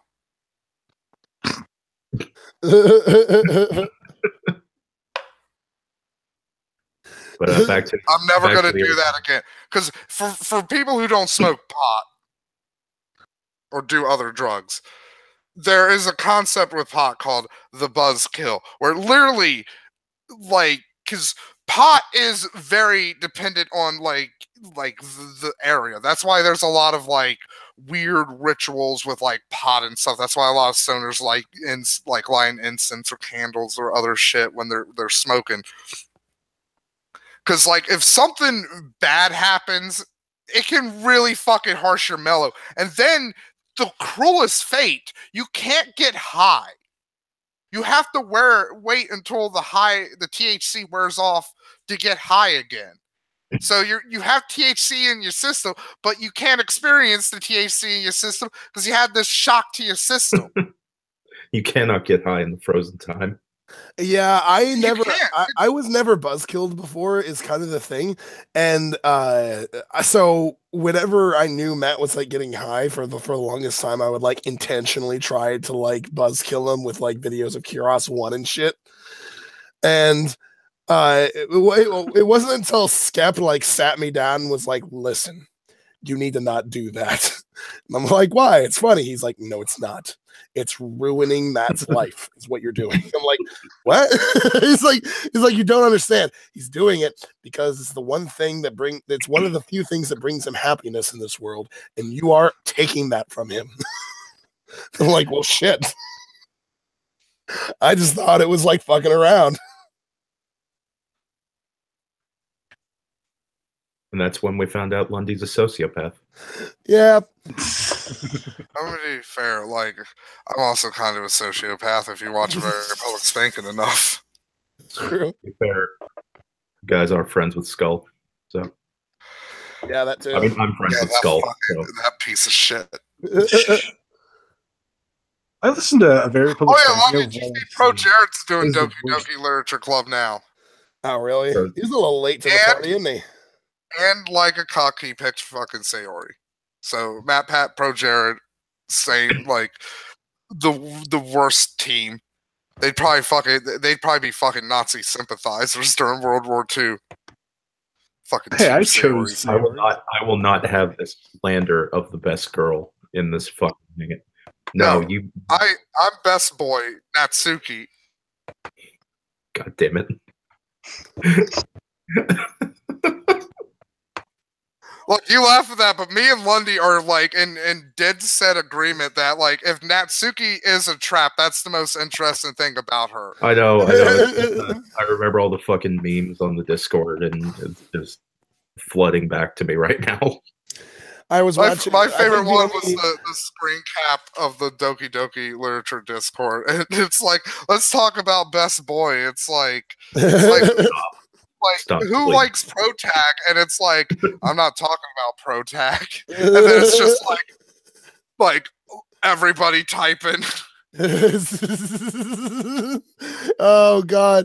If you want to fuck with the Doki Doki people, so like at all, just imply the Natsuki's a trap. That's all you need to do. They will fucking go crazy. If you type in trap on the Doki Doki subreddit, I don't hate Pro Jared. I actually like Pro Jared. Like 50 comments of people just saying, "Please, no, we can't do this now." Please. It's just there's a running joke in the Discord, Finn, that like nobody picks fucking Sayori except for the worst people. Yeah, and nobody picks Natsuki except for the most boring people. And the people look, Matt Pat picked Sayori, so like. Proven right on that fucking one. Redemption says Markiplier picked Natsuki. Boring. Yeah. To be fair, my favorite playthrough of it was a YouTuber by the name of Trin Mortal, because we knew what shit was up. We were like just carnal desire. We want them tits. Yeah. This YouTuber I watched. Also, I'll be honest, like crazy Yuri. I'll be honest, she turns me on than fucking normal Yuri. Yeah, she has those like crazy faces on, and she looks murdery.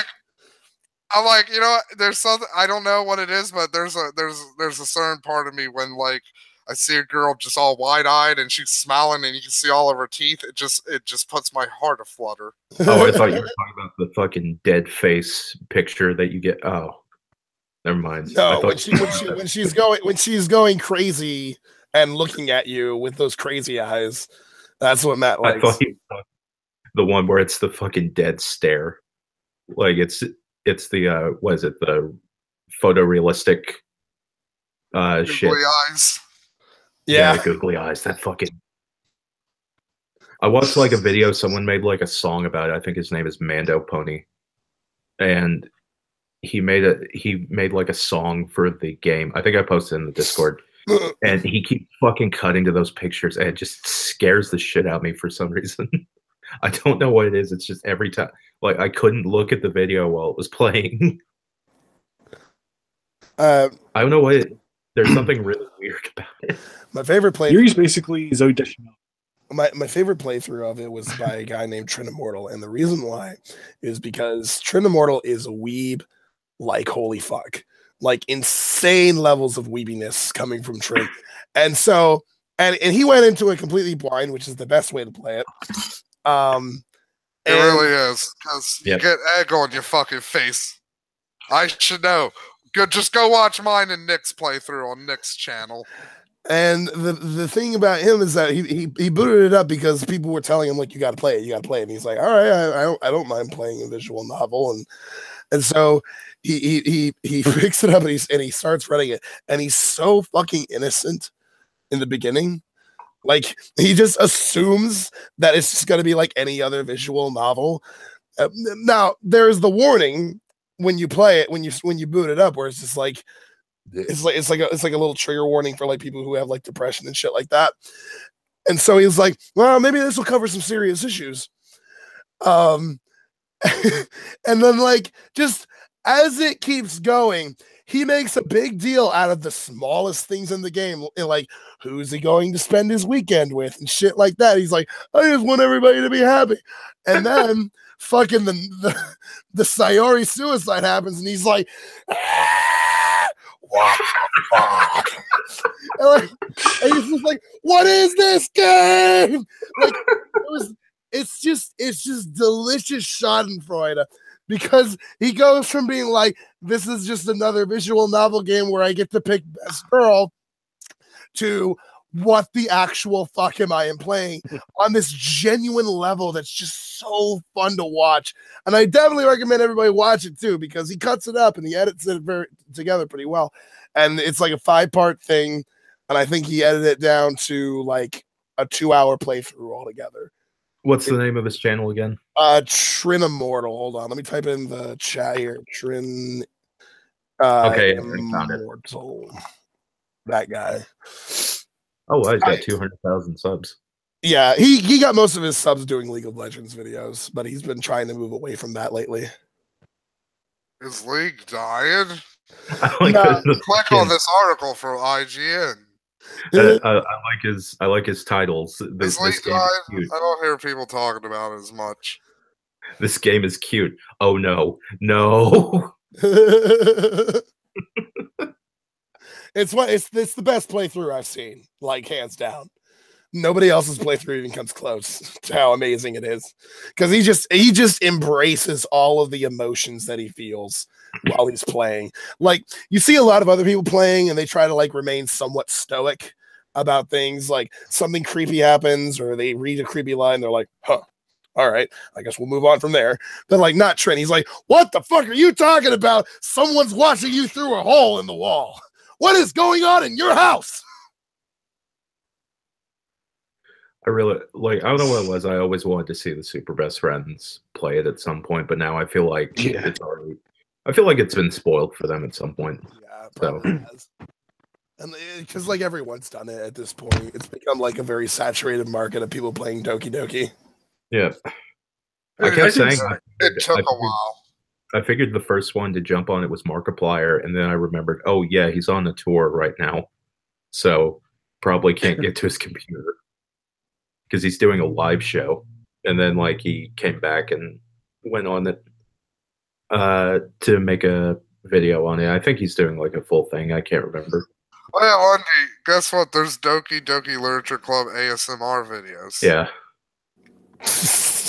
Well, are they reading the lines from the fucking game or something? My original, my thought of what it was just from Matt describing it is, please just let it be somebody like rubbing knives together or like some stupid shit like that. And yeah,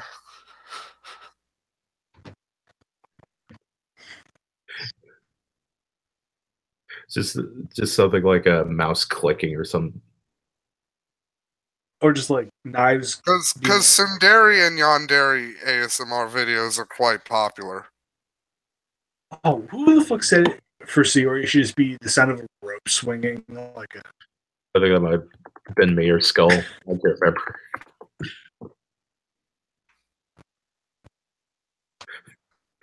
Oh, Yuri ASMR 5 days ago. It's got almost 3,000 views. The fuck is this? Yeah. It's probably like the sounds of knives, and then just you hear the cut of flesh. It's like, what the fuck? I just hear somebody like lightly talking. Yeah, it's gonna be some lightly talking, and then some weird stuff. It would be funny if it's just you start hearing shing, shing. It's just the two knives. Just. I wonder if there's Be right back. Doki Doki cosplay. I kept saying the funniest thing that someone could do is dress up as Sayori and just walk around with a rope around their neck. Also, Trin Immortal, at the end of his series, he's like, there is one unanswered question as far as this game is concerned, and that is, who is best girl? And he's like, and I've come to the conclusion that all of the girls are best girl, but Natsuki is best of best girls. Fight me, fuck you. That's pretty good. That's not a bad ending. I fucking love it. It's like I said, it's my favorite playthrough of the whole thing, just because of how genuine the whole reaction is and how he doesn't hold back any of his emotions, even about the little things. I love the fact that he stresses about the little things that don't fucking end up mattering in the game at all. Where it's just like, I don't know who I should hang out with for the weekend. Trust me, Trin, it's not gonna matter.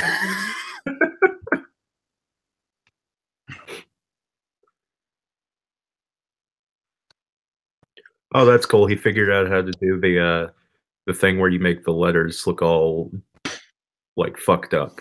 Yeah, one of the titles. That's very cool. Unicode that does that. I don't know.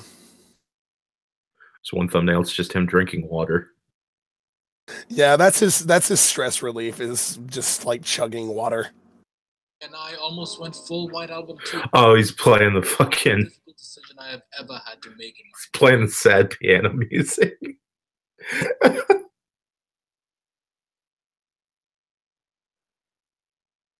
All right, yo, I'll have to put this on a playlist to watch later. This looks fucking good.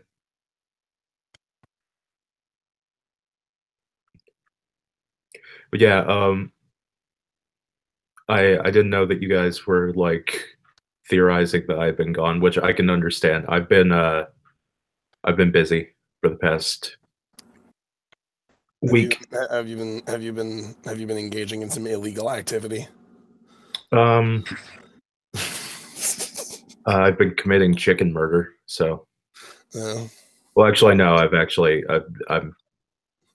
I'm packaging, so I'm not really. I'm more of a chicken funeral parlor. You know what's funny is that you like me and I'm a vegan and you work at a slaughterhouse. I like you. I know, it's just weird. I know. Hey, I didn't say I enjoy my job. I'm not like getting up at 7 in the morning every day and go, oh boy, here I go killing again. I get to play with chicken corpses. Awesome. I hope you're proud of me, Mom. It's a job. Everybody's got to have a job. Severe antidepressants, more so than Not bad. It pays like $10 an hour, which around here is not horrible. Yeah, $10 an hour is usually good for most like small areas. So that's only like bad money if you're living in a city or something like that. Yeah, it just takes up like I'm there for like 10 hours a day, so I had to start like midweek last week, but I've already worked 40 hours. So have you met the workplace creep yet? Yes, I've met several. I met a guy who just before on his break just stands in between the men's and women's bathrooms and just kind of looks at people when they walk in and out. I met a guy who has one tooth who will just stare at you across the lunchroom. I met a group of young, what I would, I'm trying to think of the right word for it. I guess they would be considered hill people who really love. I went into it thinking a lot of things of like, oh, I'm just gonna be around a bunch of fucking rednecks all day who are just gonna be listening to country music and shit. And then I went in there and it's in the morning. I'm eating my breakfast and I'm sitting down and there's like a group of like I'm hearing them talk like, nah, I'm man table and dang all the I have to go in there and cut up the chicken, like talking like fucking Boomhauer.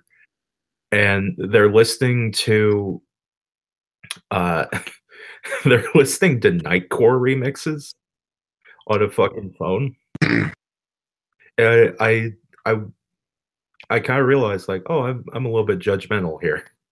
I should probably not be as mean in my assumptions. And then later I heard one of them talking about fucking Mexicans. I was like, oh yeah, never mind. Yeah, I was right in my... There's the racism. Yep.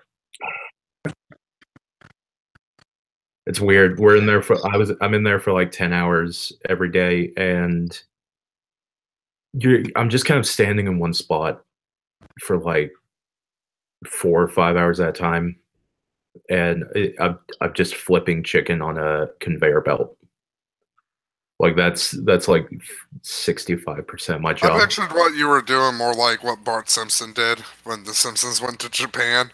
Knife goes in, guts come out. Knife goes in, guts come out. Knife goes in, guts come out. No, I mean, I am part of a thing where I have to use a knife, but it's more to like cut bones out, I think.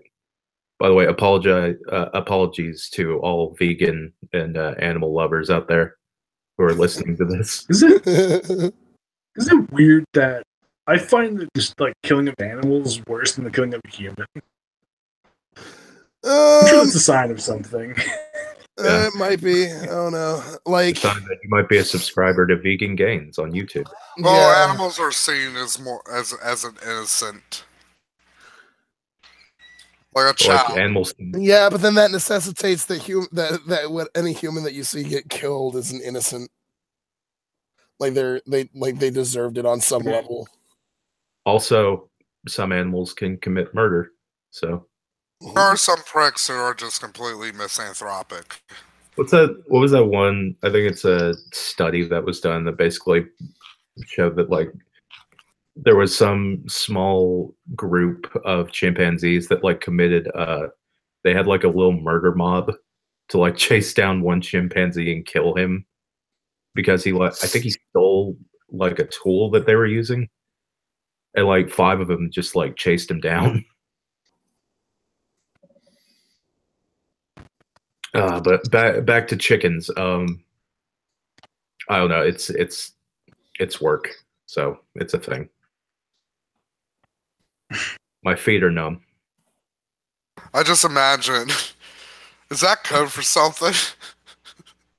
Like that's just a weird way to end your sentence. Like my feet are numb.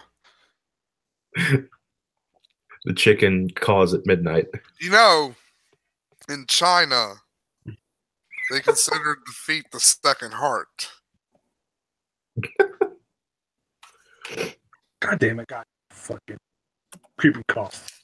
I don't know. God damn you, Darkest Dungeon. So Really, your feet are put numb. two Does that mean your heart is numb?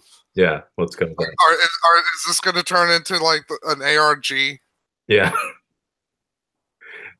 Next time we have one of these, you just hear like one single chicken cluck in the background, like 15 minutes in, and nothing else. Like, hey, what was that? Oh, nothing.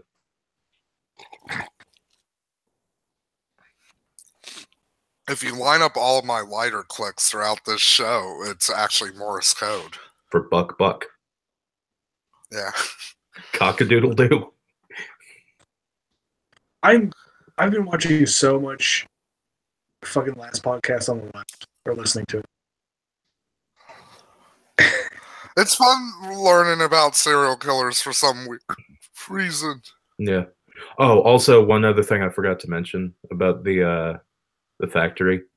Um, they have a stereo system set up where it's just constantly blaring. It's like they have like a Sirius XM subscription. Wait, this so seems like all the time. Awesome. Whoever is the fucking person that chooses what stations to listen to is a sick son of a bitch, because we're in there just like literally every other song is just like I'm in constant pain, or like I'm your reaper, I'm going to kill you, like just fucking hardcore screaming. Like Have you pegged out who the serial killer at your work is? I think I have. He's if actually if it is fucking quote. Is he one If you can't tooth? find Is it, he it's one you. tooth Timothy? That's who I had my money pegged on. Matt, you want to know what's really scary? What? That's actually One Tooth's name. One That's why it tooth works for Tim. Timothy? I was just going for the fucking alliteration. No, I told you there was one guy with one tooth. His name is Tim. Shit, I didn't even hear Tim. I'm gonna have to tell him that later. Oh, No, don't. He might be the serial killer. that'd be a funny way to die, though. No, it wouldn't. Cause of death: called a man one tooth Timmy. Like, haven't you seen that like news story where the dude fucking bit the guy in his throat with his one tooth and he killed him because he struck his fucking artery? Did this happen while I was gone? No, this happened like years ago. I was gonna say, when the fuck did that happen? But yeah, I ain't fucking with one tooth Timothy. It's like Pee Wee Gaskin. You don't fuck with people who got fucked up nicknames. Oh, I hope. Yeah, I hope. It's like Backdoor Mike, and he's a fictional character, and like we're terrified of him because we've just built this fucking image of a monster in our head. Phoenix Rider. I mean, seriously. Phoenix sorry, go. No, it's fine. Phoenix Rider does point out deboners can get carpal tunnel, and I'm hoping that doesn't happen. But then again, I'm not a deboner, so that's good for me. Like you're not a good person if you get the name Backdoor Mike. I thought you were just gonna say I'm not a good person for working there. No. Like, let's be real for a minute. You're a horrible monster, and It's not like I love, like I would have done it for free because it gives me a boner. So like the one guy on your fucking on the work. No, I know those guys. I told you about the one who came in that worked at Chicken Farm for like 5 years, and his reason, he wanted to go back to where they hang him up to get killed, and his reason was, I've been working my whole time making sure that they get prepared for this. At least now I'll be there where they die. I was there when they were born, and I'm here for their funeral. Like, remember, Goat, the first thing I asked you when you said you were going to work at a slaughterhouse, I was like, did you get to see like the break room where they pump in like the nice music and let you color in a coloring book or something, to just be like, Jesus fucking Christ, I'm killing animals for a living. Like, this is kind of messing with me a bit. Oh no, that's the upper groups break room. No, we have just one giant cafeteria and like a group of lockers. And they serve nothing but chicken. Yeah, that's what you get to spend your time with. You either get to sit in a fucking cafeteria and have people stare at you, or just sit on a bench. Maybe they're staring because they're just like, I just work with meat all the time. Like, we're made of meat. How hard would it be to depot? Maybe maybe 1 2 Tim is just sizing you up. He's like, how long would it take him? Oh fuck! Who's the pig farm? Fuck. I will say, working in this industry, I've only been in it for 4 days. Gotta say, I'm really starting to contemplate becoming a vegetarian. But like, I'm legitimately. Is it just like, this is just gross? Yeah, kind of, because like the first day after I got back, like I went to Like my mom picked me up. So I imagine Yeah. like stuff there is quote unquote clean, but it's like you're constantly working with like raw poultry, and you're not spraying everything down at every second. Oh yeah, I did like they put chemical on it, but like it's like you can't see it on half the shit. I feel like it's on like a timer, so it's just missing constantly. And they're not very good at separating shit out because we're specifically where I'm at. We're specifically only supposed to get like breast meat, and I've gotten like wings and feet like multiple times. Just like they'll just throw in whatever the fuck. So they clearly don't give a shit. Technically, Phoenix, most chickens are already silenced because in a lot of factory farming with chickens, they cut off their beaks. Also, I would just I like can't think of. I scared off Lundy, I think. Going to get food. Oh, Although he says he's gonna go grab. I'm gonna go get food and Who the vomit. fuck's the pig farmer serial killer? There's a couple. There's been a couple of pig farmer serial killers. But it was There's that one. He was, Robert picked it. I know who you're thinking of, the one from Canada. Yeah, Robert Picton. Yeah. Because having a pig farm is a good way to dispose of corpses. Like pigs will they'll eat anything. Fucking Les podcast on the left has like ruined me. Yeah, they ate Jimmy Hoffa. It's so weird They seeing probably did. how tall Ben Kessel I like is compared to everybody else. It's what? You clearly really the are most tall. terrifying thing about the Battle of Gettysburg is after the first night of the battle, like the field in Gettysburg, there were a lot of pig farms there and shit, and because of all the fighting, a lot of the fences and pins and shit got like broken and busted up, and a lot of people, like, you know, most of the farmers had fucking fled and they left their animals because they're like, fuck this, I don't want to get killed. So like a lot of these pigs, like, they were hungry because these fucking people have been feeding them, so they wandered onto the battlefield and just started eating the dead and dying. I wish that was real. Like I wish that there was like accounts of like murderous pig squads that would just wander the countryside just attacking Confederate soldiers. It's like the episode of Wise Kids You Know, where it's the History Channel. It's like the battle of it's some Civil War battle, and like at one point it's like, and then the Confederates tried to get the upper hand on the Union, but unfortunately they ran into a field filled with velociraptors that attacked and ate all of them, and that won us the Battle of Gettysburg. I'll be right And it back. was like the Civil War and dinosaurs. What was the other one? It was like the one that they come up with at the end of it, something like I'll be honest, if that was the kind of garbage History Channel did have on, I'd I rather would be have into that. like Discovery Channel tried to do that shit a couple years ago because they started doing like the documentary that proves that dragons exist, mermaids caught on tape, and then they just kind of dropped it. Like I was really hoping they would keep going. Like, when is the Leprechaun documentary? When are we gonna have like pixies or griffins, or where are we gonna get into like the weird shit? Because normally you'd have to go to Animal Planet for that, and that was even just like lost tapes. I think And that was BBC it. did a thing where they did like War of the Worlds.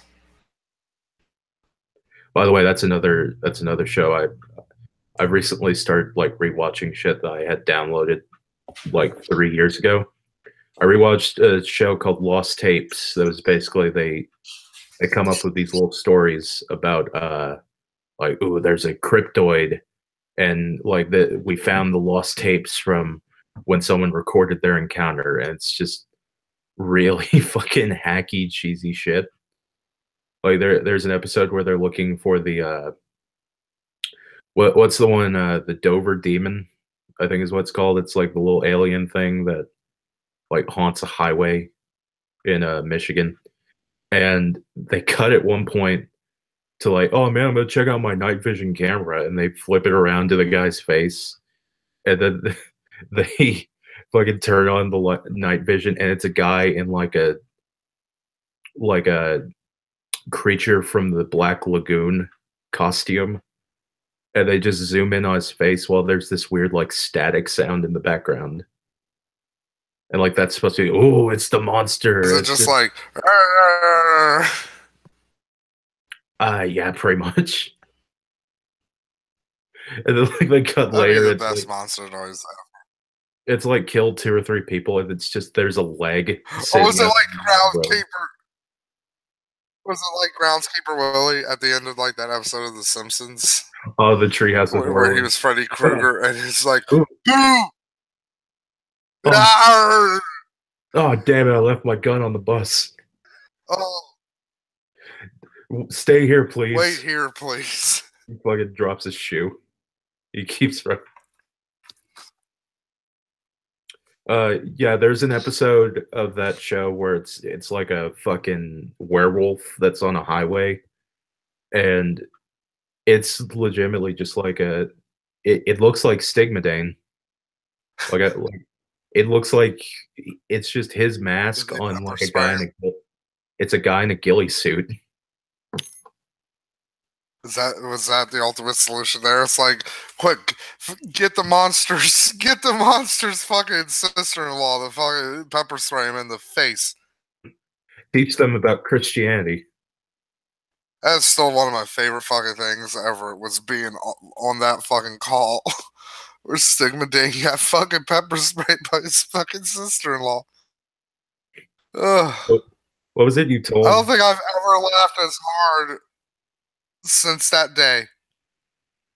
I can't remember what you guys said was the reason why he like got into an argument with her. Like, was it just he was just pissed off, or Fuck. It was something like it was like it started off as like some dumb small argument about like sports or something, and then because it's fucking Stigmadane, he takes everything to fucking just immediately like, you're fucking trying to fucking attack me, like blah blah blah, and I think he like tried to fucking put it like his hands on the sister-in-law, not like try to hit her or something, but like, so, and she in return was just like pepper spray. It's super effective. okay, Matt, I found a lost tapes thing that I forgot about that is genuinely one of the funniest. I feel like this was something that you might actually really enjoy. It's an episode called let's see, what's the title of it? Devil Monkey. And it's basically the entire episode is just like, yeah, what the government doesn't want you to know is that in West Virginia, giant monster monkeys have been taking over the woods and just attacking moonshiners. Yeah, And, like I can the see entire that. the entire episode is just a fucking it's just an ATF team just going into the woods to like take down some moonshining like group, and they just come in there and just get attacked by it's legit. It's just guys in monkey masks.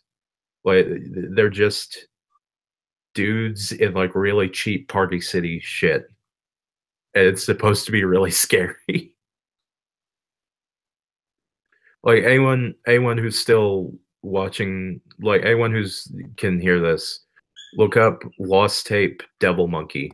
Lost Tapes Devil Monkey. It is one of the silliest fucking things you will ever see.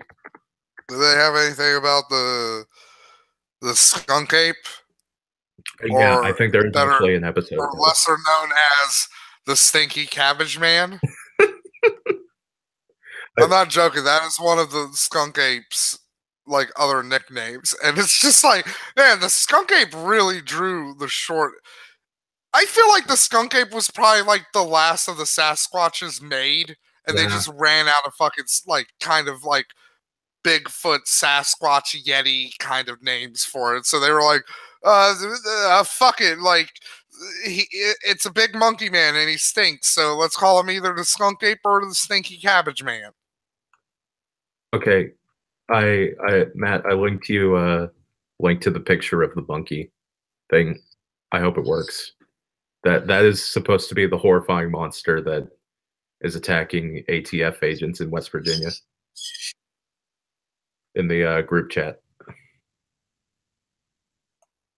Okay. Let's take a look at this.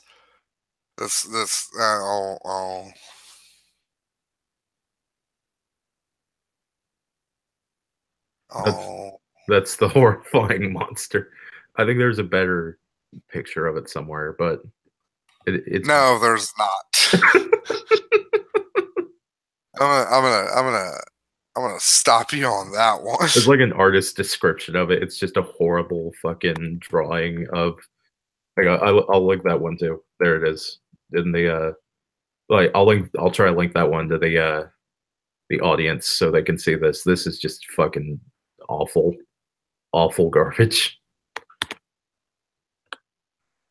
Oh no, they'll go through. Yeah, there it is. I put it in the live chat. So if anyone wants to check out some awesome artwork of the horrible devil monkey that is attacking, there you go. And this show was on for like 3 seasons. Like they did. Oh god damn it! It's a 404 error. No, it's not pot. It doesn't smell like pot. It smells like cabbage. It smell the pot. I'll be honest. I don't know if I would smoke fucking pot if it smelled like cabbage. Okay, apparently the link is 404ing. I apologize. Just look up Lost Tapes, Devil Monkey. It should come up. It's a small man crouching in the corner.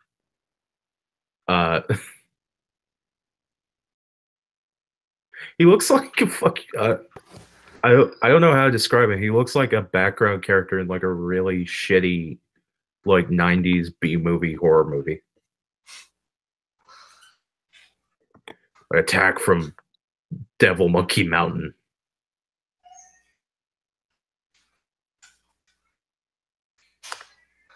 Let's see, devil monkeys and firewater.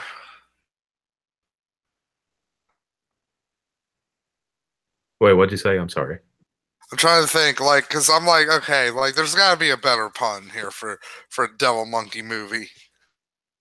There's got to be a better, like,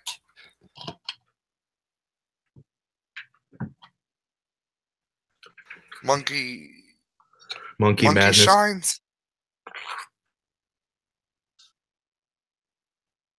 Hillbilly monkeys from shine. Yeah, there you go. Hillbilly monkeys from beyond the moon. Oh, that's a good one. Max, you literally just came in. Lay the fuck down. I know Ginger's in your bid, but you'll lay down in the other bid. I think there's another one they did where it was just like, it's like, oh, it's a Wendigo, and it's literally just a guy who's wearing a deer's skull on his head. And like that's it. That's the Wendigo costume. Yeah. Like no giant monster That's thing. just the point. Like you do a lot of cool things with a Wendigo. Yeah. But instead of doing anything, you just like, oh, let's go and once again now the one big thing that I recall that they did an episode on Quetzalcoatl. I don't know if I'm pronouncing that correctly. Yeah, that's pretty much right. And that episode, from what I remember, was pretty good. But everything else is kind of. We're still talking about Lost Tapes. I'm just. I just got back. Viewing some of the episodes. I posted a link to a thing called Devil Monkey, which is like an episode where it's like, ooh, monkeys had been released into the Appalachian Mountains and they're attacking moonshiners. That's the entire episode. Is like the ATF versus devil monkeys. Which could be fun. That could be a fun thing. Yeah, but instead we have to. It's shit. Use this fucking hunk of shit budget to like, I don't know, just give him a scary monkey mask at Party City. Yeah, that'll be good. Plus, there's only one monkey. They don't show multiple monkeys. It's just one guy. Is it implied that there's other monkeys? It's supposed to be like there's a whole group of them, but they only had enough money for one monkey costume. They couldn't even fucking like elves. Like elves that where they could have like a paw. I think like they're paw the only coming out of the episode. book. The only episode I can think of, like the one that has a has a much lower budget than that, is there's an episode. I think it's like it's some shit like the monster of the lake or some shit like that, and it's literally just three guys on a boat, and one of them will fall into the water, and he gets. They all just individual, like the death scenes are just like guys standing in the water and then going, "Oh no!" and they get thrown under. Well, okay, here's my problem with this story. They have a boat. Just paddle out of there. No, the fish can knock over the boat. So that means that they can't. So they just sit there waiting for the fish to knock over the boat instead of moving and trying to avoid the fish knocking over the boat. Yeah, kind of. Fucking brain trust there. Yeah, the power of Animal Planet. Just. God, I remember Animal Planet when they used to have this show about real animals. The third season, if I remember correctly, there was an episode, or not an episode, there was a whole, I forgot about Monster. Zen just posted Mountain Monsters. I've never seen it, but I've seen people talk about it. It's like so ridiculous. These guys look like they all came from my family reunion. That's Uncle Fred. That's cousin Jim Bob. There's Skeeter and Bill. Thank God there's no one in my family with those actual names. I feel like I would get really annoyed calling somebody Skeeter. You're not a Muppet baby. I'm not calling you that. The third season, if I remember correctly, a lot of people hate that because the third season was just like, there's actually a secret government agency that's going to take over all these episodes from now on. And it's just shit like the reptilians and the fucking Strigoi vampire. And instead of like, oh, it's like a family in their house, there's actually a vampire in the walls. Like, instead of that, it's just like, oh, we've gotten reports that there are zombies at Mardi Gras. We better go check it out. And then, like, one of them gets infected, and they're like, we attended his funeral. All records had been burned, except somehow it's public knowledge now, because it's on TV. It's like, you're not even fucking... Also, there's no investigation into this suspicious death. There's no investigation, but somehow we have the report. Like, at least the last ones, it was just like, guy saw a giant monster, was attacked, and then, like, handed over his tapes to the local sheriff's department. Like that's still, like, it's stupid, like, it's a silly monster thing, but at least that you can be like, yeah, you know, that's probably what would happen if that was real. But in this, it's just like, no, the secret undercover FBI came in and took all of the tapes and burned them, but somehow we know about it. Deep State, which Sasquatch is hugely connected to. Lost Tapes was the precursor to the MAGA Judd revolution. We need to realize this. Yes. Hashtag Deep State Sasquatch. Hashtag Devil Monkey. Hashtag Quetzalcoatl for prison. It's like an episode apparently called "The Snallygaster of Preston County." What the fuck is this? Are you making that up? That sounds like the most ridiculous. Hold on, no fucking way is that real. There's an episode. At least I'm not sure if it's a real thing. Holy fuck! No, I mean, like, what? Yeah, the Snallygaster. That sounds like a fucking fever dream. What were the words you were saying? Like, It's literally Yeti, Devil Monkey, Beast of Bray Road. Oh, the Smoggle Spiebel of Google Bobble. Oh, there's Sheep Squatch of Boone County. Get the fuck. My favorite. It's not a Sasquatch ripoff, but my favorite American cryptid is the Snally Nasher. Wait, what is that? It's basically a weird vulture octopus vampire bat. It drinks people's blood and it fights a werewolf. Like its arch enemy is a werewolf. Like there's like this town, they couldn't decide on which cryptid they want, so they were like, fuck it, let's have the two cryptids fight each other. Oh yeah, I forgot. Lost Tapes does have a werewolf episode where it's like, my fucking son went off to college to study some pussy English degree, and I'm making that up more. Look up Snally Nasher. Look up the mythos of the Snally Nasher. It fights against the werewolf.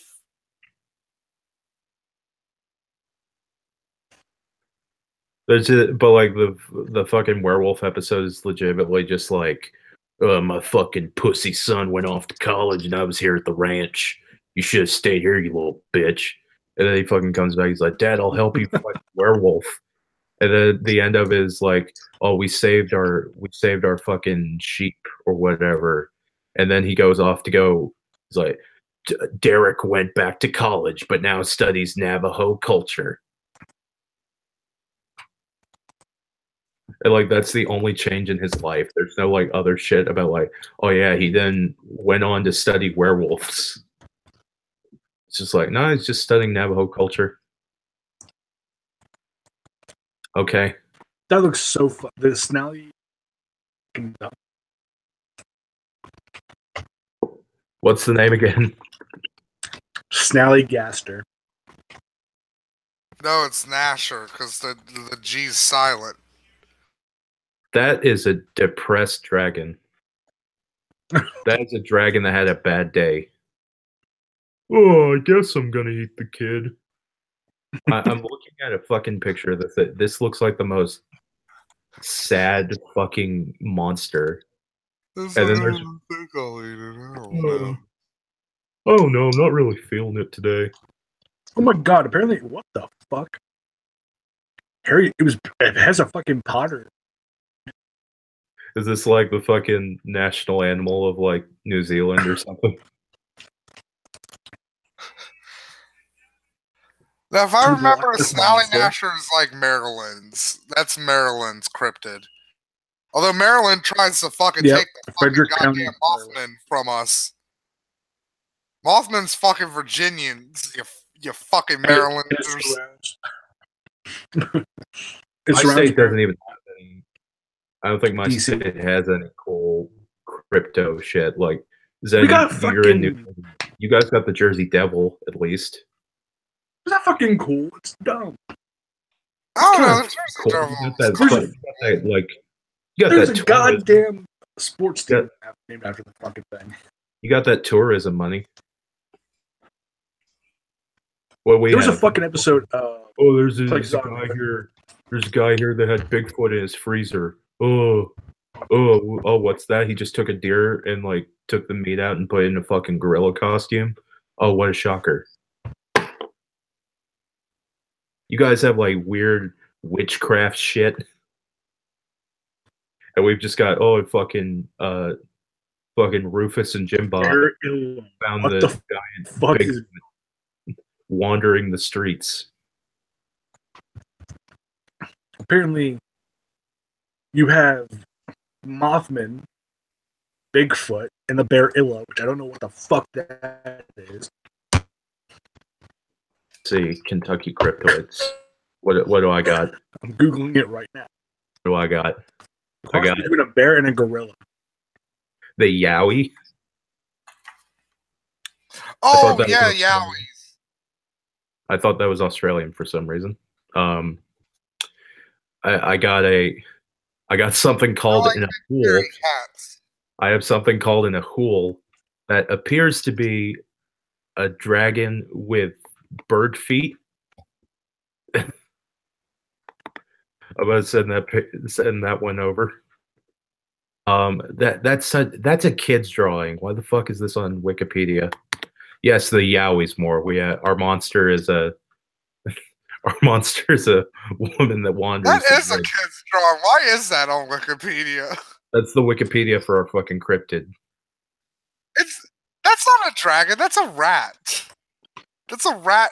That's a Jersey fucking devil, basically. Fear the Almighty Ahul. Who else do we got here? Some of these. Okay, there's one called the. Why the fuck is this? Wait a minute. Why is this related to? Oh no, these are just. Never mind. I thought this was specific state, but these are just normal fucking. These are just cryptids from around the world. This is bullshit. We don't even get the stupid rat dragon monster. That's how shit we are. We don't even get the garbage that. It's like, are you like? I wish we had fucking stinky cabbage man like Florida did. I'd rather have that than nothing. I'd rather have that than just every now and again. Oh, we found a big hairy man in the woods. Like that's our fucking. We can't even get the crazy people to like us. Like we have like Bigfoot will just wander through here, and that's our big thing. It's like, oh, Bigfoot, like that would be our tourist attraction if Bigfoot was real. It would just be, oh, he walked through here 50 years ago. Fucking great. Bearman? What the fuck? There used to be a Bigfoot here, but he left. Like there were socioeconomic reasons. His factory got shut down. He went on tour. Yeah. All right. I think I'm gonna wrap the show up here. So, thanks Zen for hanging out on the. Yep. Probably not the last welcome back fucking show. Let's be honest. Oh, by the way, Matt, did you say anything about Workhorse? Oh yeah. Okay, good. I'm coming for you, beer belly. Yeah, we are. You're going down, king of the patriarchy. But listen to our podcast. Anarcho-feminism for life. But listen to our podcast. Yeah. I forgot to mention that. We have a podcast now. Cool Cucumber Podcast. Yeah, if I can get fucking SoundCloud to work, maybe I'll upload more. Oh no, I got a virus a few days ago. I had to wipe everything. Shit is getting weird for me. I don't know. I've got like 4 more episodes on the back burner, and we'll record some more probably. Yeah, so I'll probably pop into Discord later. Yeah. I'm gonna go eat something though. So I will see everybody later. Bye. I'm not good at ending videos. Bye.